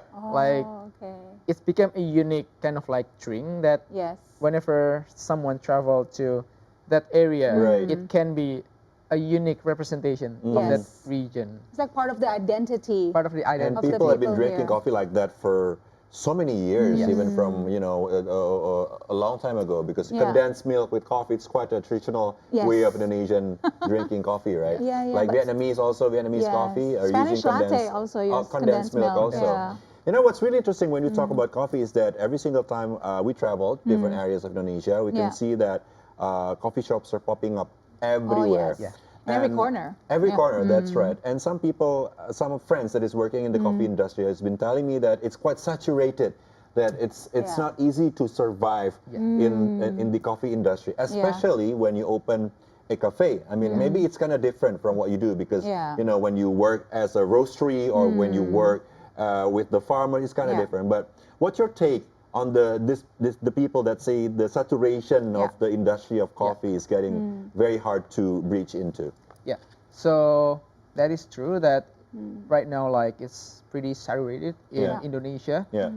One of the reason is because the barrier to entry of the industry, especially for coffee shop, is pretty low. So like whenever someone like let's say have some business opportunity, Right. coffee shop is becoming one of the first option Right. because the barrier is pretty low. So that's why there are appearing so many Okay. coffee shops in different part Yeah. of the city in Right. Indonesia. So you just need a machine, yeah, a certain kind of skill set to Yeah. be a barista, yeah, Yeah. and then you open a consultant maybe. a consultant. Yeah. Okay. But again, what survive is a different story Okay. because the place that survives for 5 years, 10 Yeah. years are the Right. place that keep innovating. Like they're not only stuck to the recipe or the trend that they are started with in Yeah. the beginning, but also they keep up with the trend. Right. Like what the customer like this year, so they try to always push boundaries, Yeah. push innovation, so they don't get behind by the customers. And what's interesting is that every coffee shop sort of like have different segments as well. I mean, there are the kind of people who just want their caffeine fix, right? Yeah. And then there are some people who are more of a coffee snobs, and they want a certain experience in coffee. And they want the coffee in this specific manner. Right. Yeah, how they like it. Exactly. Yeah. So what's your view on all these different segments? In Indonesian, there's this word that is very popular. They say culture. Culture, literally from the word culture. Yes. Meaning that, when you say somebody's culture, meaning like, you're cultured. Meaning that, you sort of like know your way around it, So in the coffee industry, from your point of view, is this true? How does that work? So yeah, it becoming culture, especially if the place attracts a lot of people to hang out. Right. Like it's pretty different with what we are experiencing in the UK, let's say. Oh. Like people there, they are coming to the shop not to hang out mostly, but to have coffee for takeaway or to have meeting with clients, with colleagues, or to, let's say, for students to work on their studies. So it's kind of like different culture on a different country. So it's quite interesting, unique, but also becoming one of the strengths. Like because coffee becoming culture, a place to hang out in Indonesia. Yeah. So that is why here the place they close like quite late at night. Like coffee shops here, they close like 9, 10 p.m. Yeah. Whereas in the UK, because most of the people they go to the coffee for caffeine. Okay. So mostly they close like 4 p.m., 5 p.m. As soon as the working hour finish. Then there's no need for caffeine anymore. There's no need for caffeine. Whereas in Indonesia, it's more of a hanging out opportunity Right. Yes. to be with friends, right? And drink a cup of To coffee. see and to be seen sometimes, Yes. Yes. Now, one thing in Yeah. Jakarta in particular, I don't know about other cities, Yeah. but in Jakarta, coffee drinking also has its trends, especially in terms of the drinks. Right. Like last year, it was all about dirty lattes. And now it's about Mont Blanc. Now it's all about Mont Blanc. All the coffee Everybody shops is looking have their for own, where's the best Mont yes, Blanc in give me a list Jakarta. of the best Mont Blancs in Right, Jakarta is right. now what people ask. Is it the same in the UK? I imagine not, but I don't know. Please tell us about the trends there in You're right, in London. because it's not. Yeah. It's not at all. Yeah. So Because honestly, the product adoption in the UK is much slower compared to Indonesia. really, Yeah, like let's say there is the trend of dirty latte Yeah. here and also Mont Blanc. yeah. There in the UK, like maybe it's only 2, 3 coffee shops that apply that menu. Huh. Because people there, I don't think they keep up with the trend of what's new, Yeah. especially on the creation of the drink itself. Huh. So they just want to have the caffeine fix, Huh. Yeah. but they have it on repeat. Like for one day, Same day after day after day. Yeah. they can have like 2, 3 cups of coffee from the same shop. So knowing these trends, the beans from Indonesia that you export to the Great Britain mostly goes to other areas than London. Yeah. I see. Because in London, they only like a certain kind of Yeah. beans and that's it. And so that's why you're interested in other areas. Which also we cater those kind of customer. So not only we export like coffee that are quite meticulous in terms of like Yeah. process and flavor, but also we export coffee that are pretty simple in terms of flavor to cater those market in London.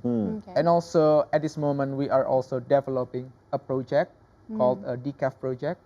Decaf project. Yeah. So because the demand of decaffeinated coffee is increasing in the UK. In the UK. That's what I've heard. I just talked to a friend who was Yeah. complaining that it's so hard to get decaf coffee here in Yeah. Jakarta. Yeah, I don't think it's quite popular actually. Yeah. Right?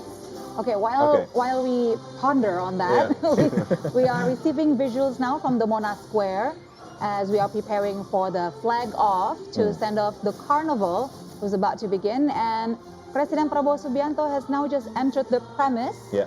and he's taking his seat there to witness the beginning of the procession. With Vice President Gibran Rakabuming Exactly.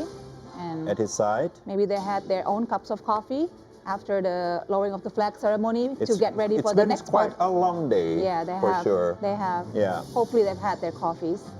Okay, so Okay. So let's while go we wait, to the.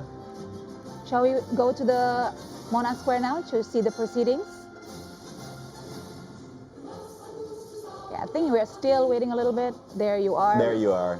Okay.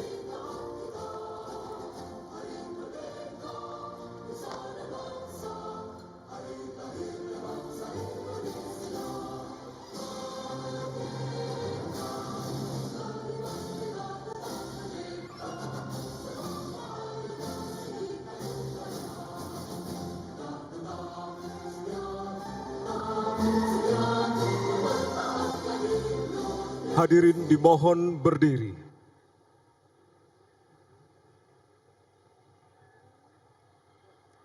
Menyanyikan bersama lagu kebangsaan Indonesia Raya.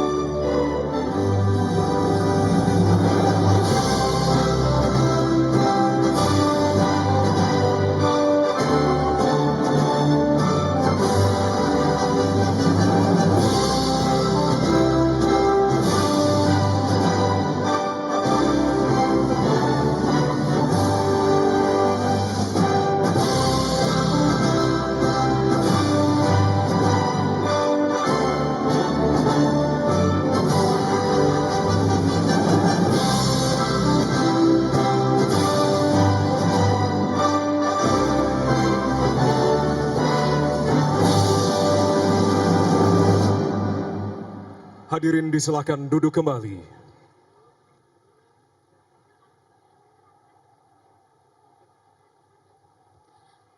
Assalamualaikum warahmatullahi wabarakatuh.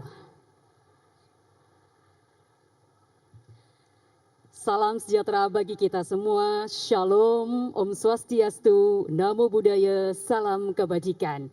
Kami ucapkan selamat datang kepada yang terhormat Presiden Republik Indonesia Bapak Prabowo Subianto beserta para undangan dan seluruh masyarakat Indonesia yang berbahagia di acara Karnaval Bersatu Harmoni Nusantara dalam rangka memeriahkan peringatan Hari Ulang Tahun ke-81 Republik Indonesia tahun 2026.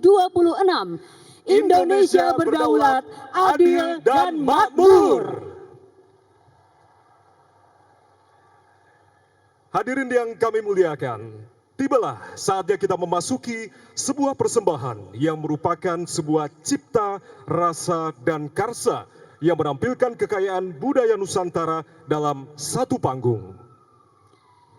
Para penampil akan membawakan lagu Inspirasi Diri, lantunan Satu Bangsa dan Nusantara. Hadirin yang kami hormati, inilah pagelaran Sabang Merauke, hanya Indonesia yang punya.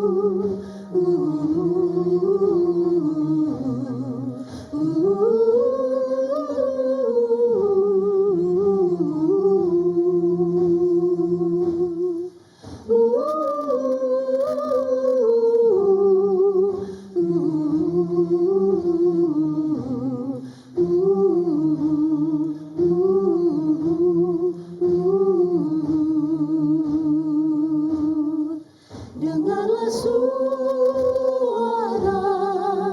detak jantung di dada dan lantunan syukur kita sebagai satu bangsa.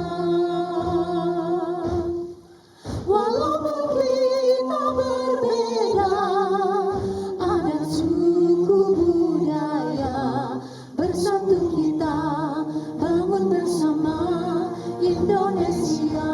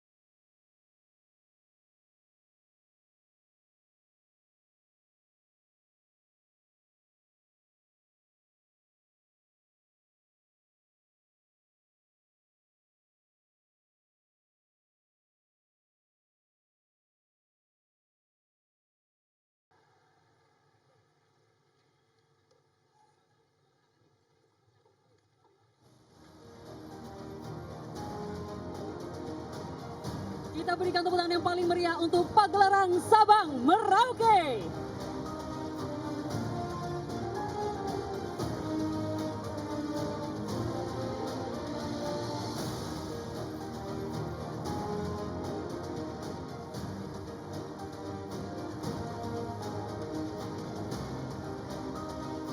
Bapak Ibu hadirin yang berbahagia, selanjutnya kita akan memulai Karnaval Bersatu Harmoni Nusantara dalam rangka Hari Ulang Tahun ke-81 Republik Indonesia.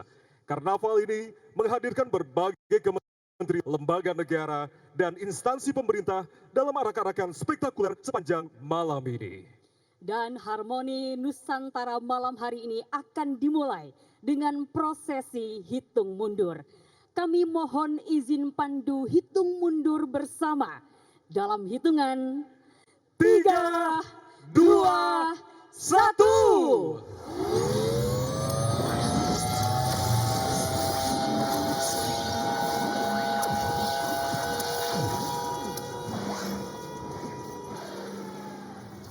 Dan kini bersama-sama, saatnya kita akan menyaksikan rangkaian parade karnaval yang meriah dalam Karnaval Bersatu Harmoni Nusantara. Parade akan diawali dengan penampilan dari genderang suling Chandka Praditya Wiratama dari Universitas Pertahanan Republik Indonesia.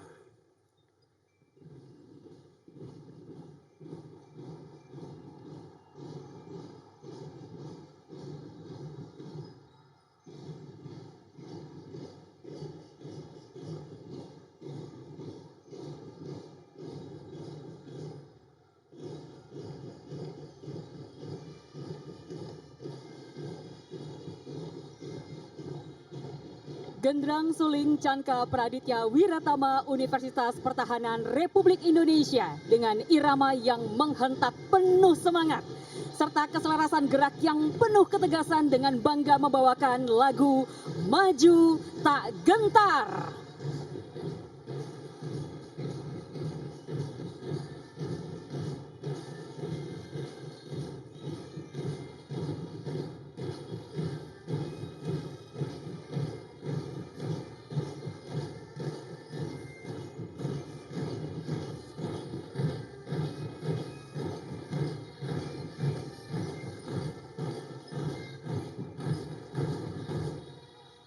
Dengan total 200 personil, inilah Genderang Suling Chandka Praditya Wiratama Universitas Pertahanan Republik Indonesia yang hadir dengan kompak menghadirkan lagu Maju Tak Gentar.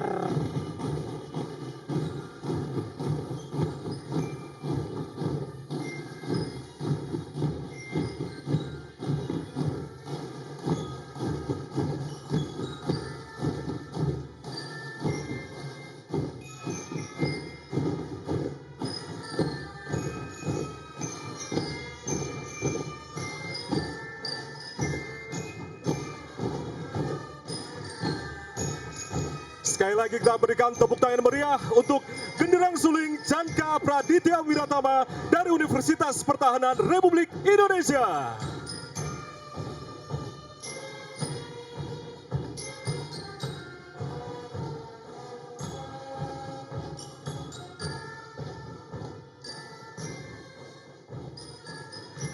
Selanjutnya kendaraan karnaval dari Kementerian Dalam Negeri.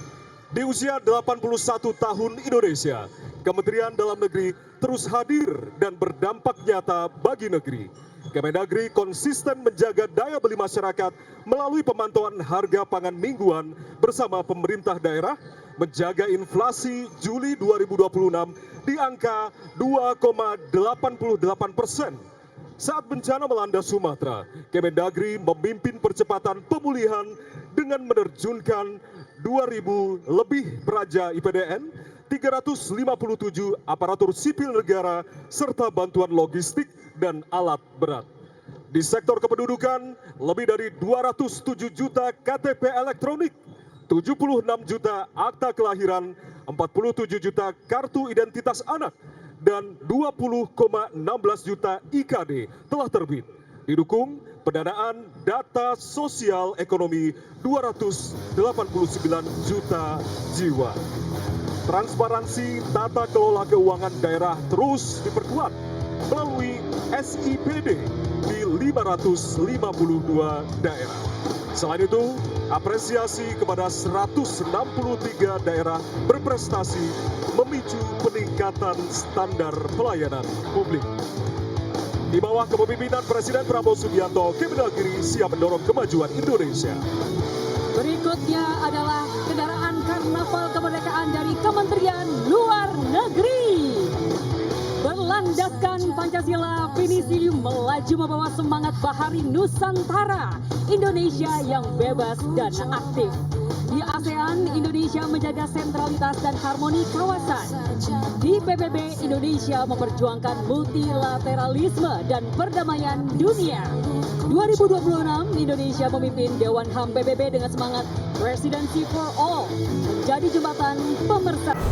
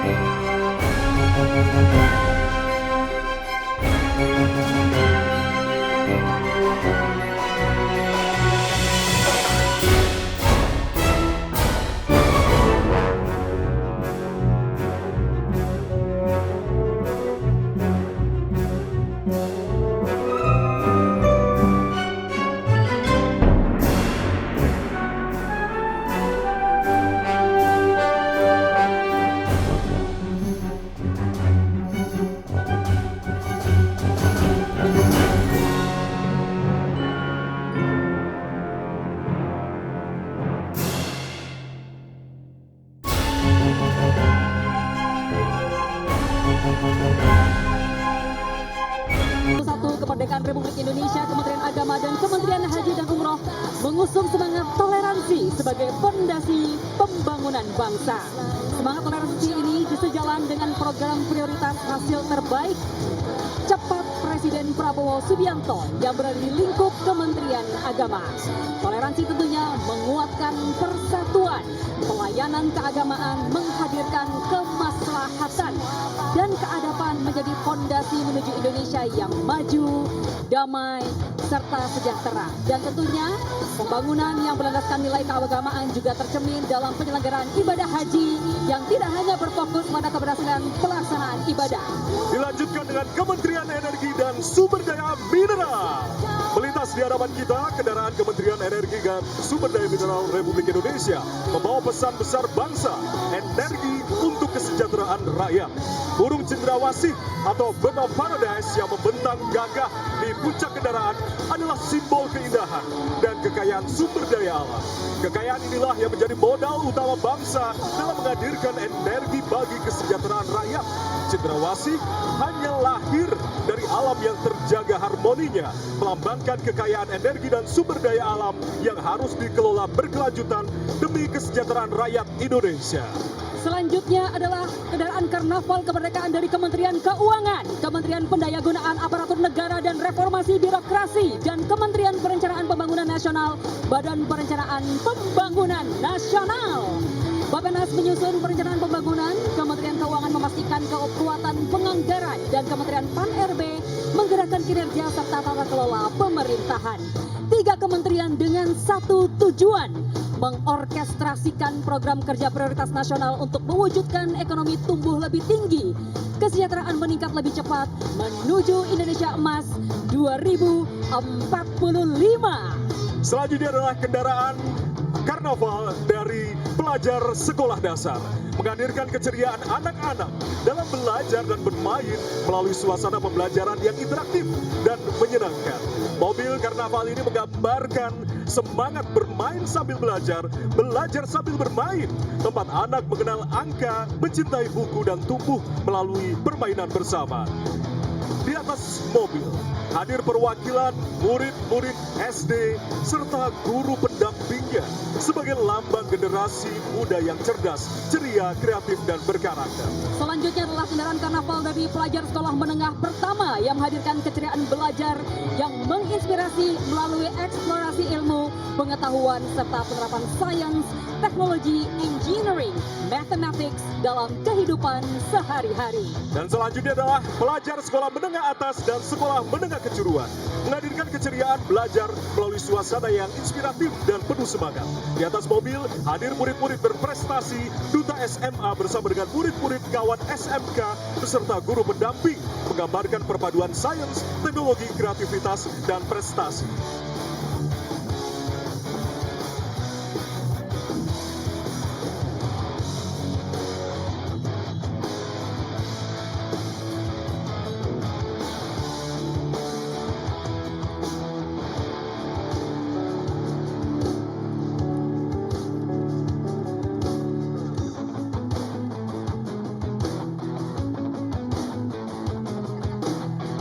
Selanjutnya kita sambut kendaraan karnaval dari Sekretariat Kabinet. Inilah mobil karnaval Sekretariat Kabinet dengan tema Pandu Nawasena, Garuda Sang Penuntun Masa Depan yang membawa capaian kerja nyata pemerintahan Bapak Presiden Prabowo Subianto. Pandu Nawasena merupakan simbol keberanian, cita-cita, dan keteguhan Indonesia menuju masa depan yang berdaulat, adil, dan makmur. Sekali lagi kita berikan tepuk tangan yang meriah untuk kendaraan karnaval dari Sekretariat Kabinet.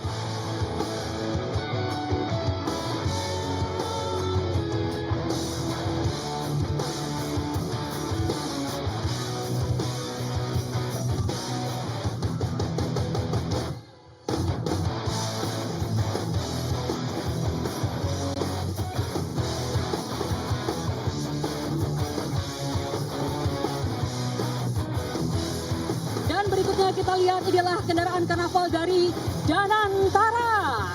Hadir di hadapan kita Danantara Indonesia membawa semangat shaping a sustainable future.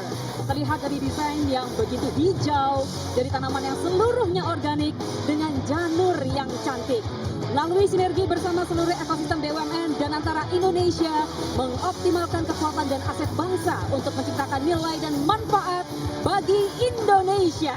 Di saat yang sama, Danantara Indonesia juga mendorong investasi masa depan pada sektor-sektor strategis, termasuk energi berkelanjutan dan ekonomi hijau, salah satunya melalui pengolahan sampah menjadi energi atau waste to energy.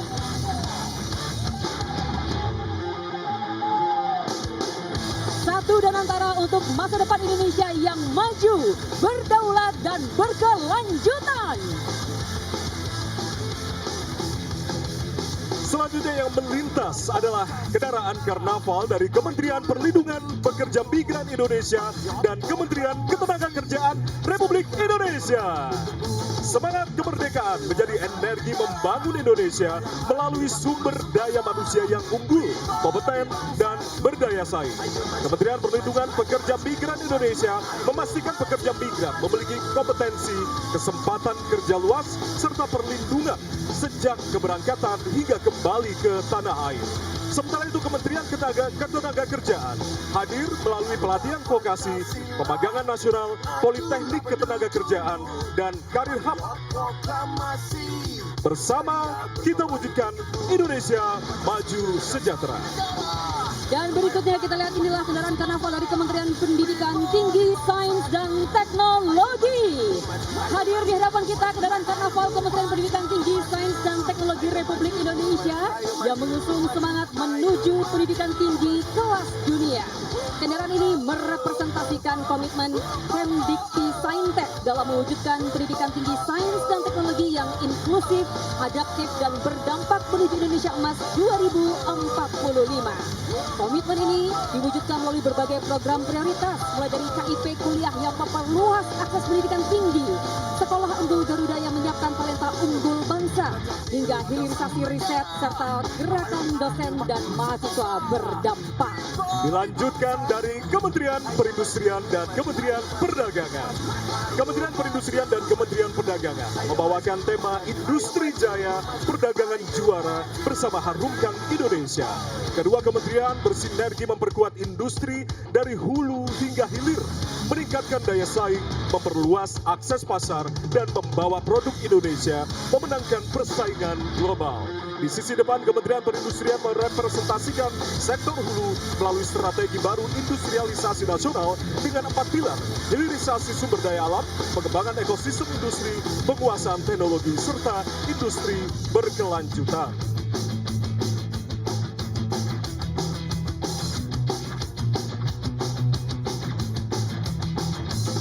Berikut adalah kendaraan karnaval dari Kementerian Sosial.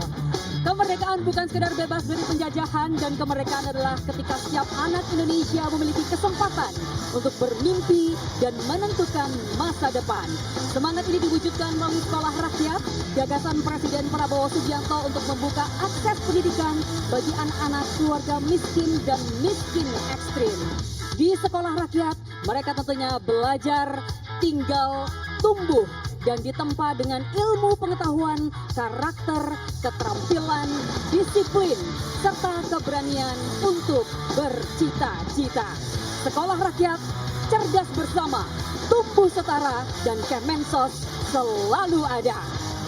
Selanjutnya kita berikan sambutan untuk Kementerian Pariwisata, Kementerian Ekonomi Kreatif atau Badan Ekonomi Kreatif, dan Kementerian Kebudayaan. Kolaborasi Kementerian Pariwisata, Kementerian Ekonomi Kreatif, dan Kementerian Kebudayaan hadir menampilkan kekayaan Indonesia di panggung dunia. Rumah Gadang menjadi simbol kekayaan arsitektur Minangkabau serta nilai kebersamaan. Pesonanya semakin semarak bersama dengan Jember Fashion Carnival dalam semangat Event by Indonesia, serta Putri Indonesia sebagai duta pariwisata yang memperkenalkan pesona destinasi dan keberagaman Nusantara bersama Wonderful Indonesia. Semangat kreatif by Indonesia tampil melalui kekayaan intelektual karya anak bangsa.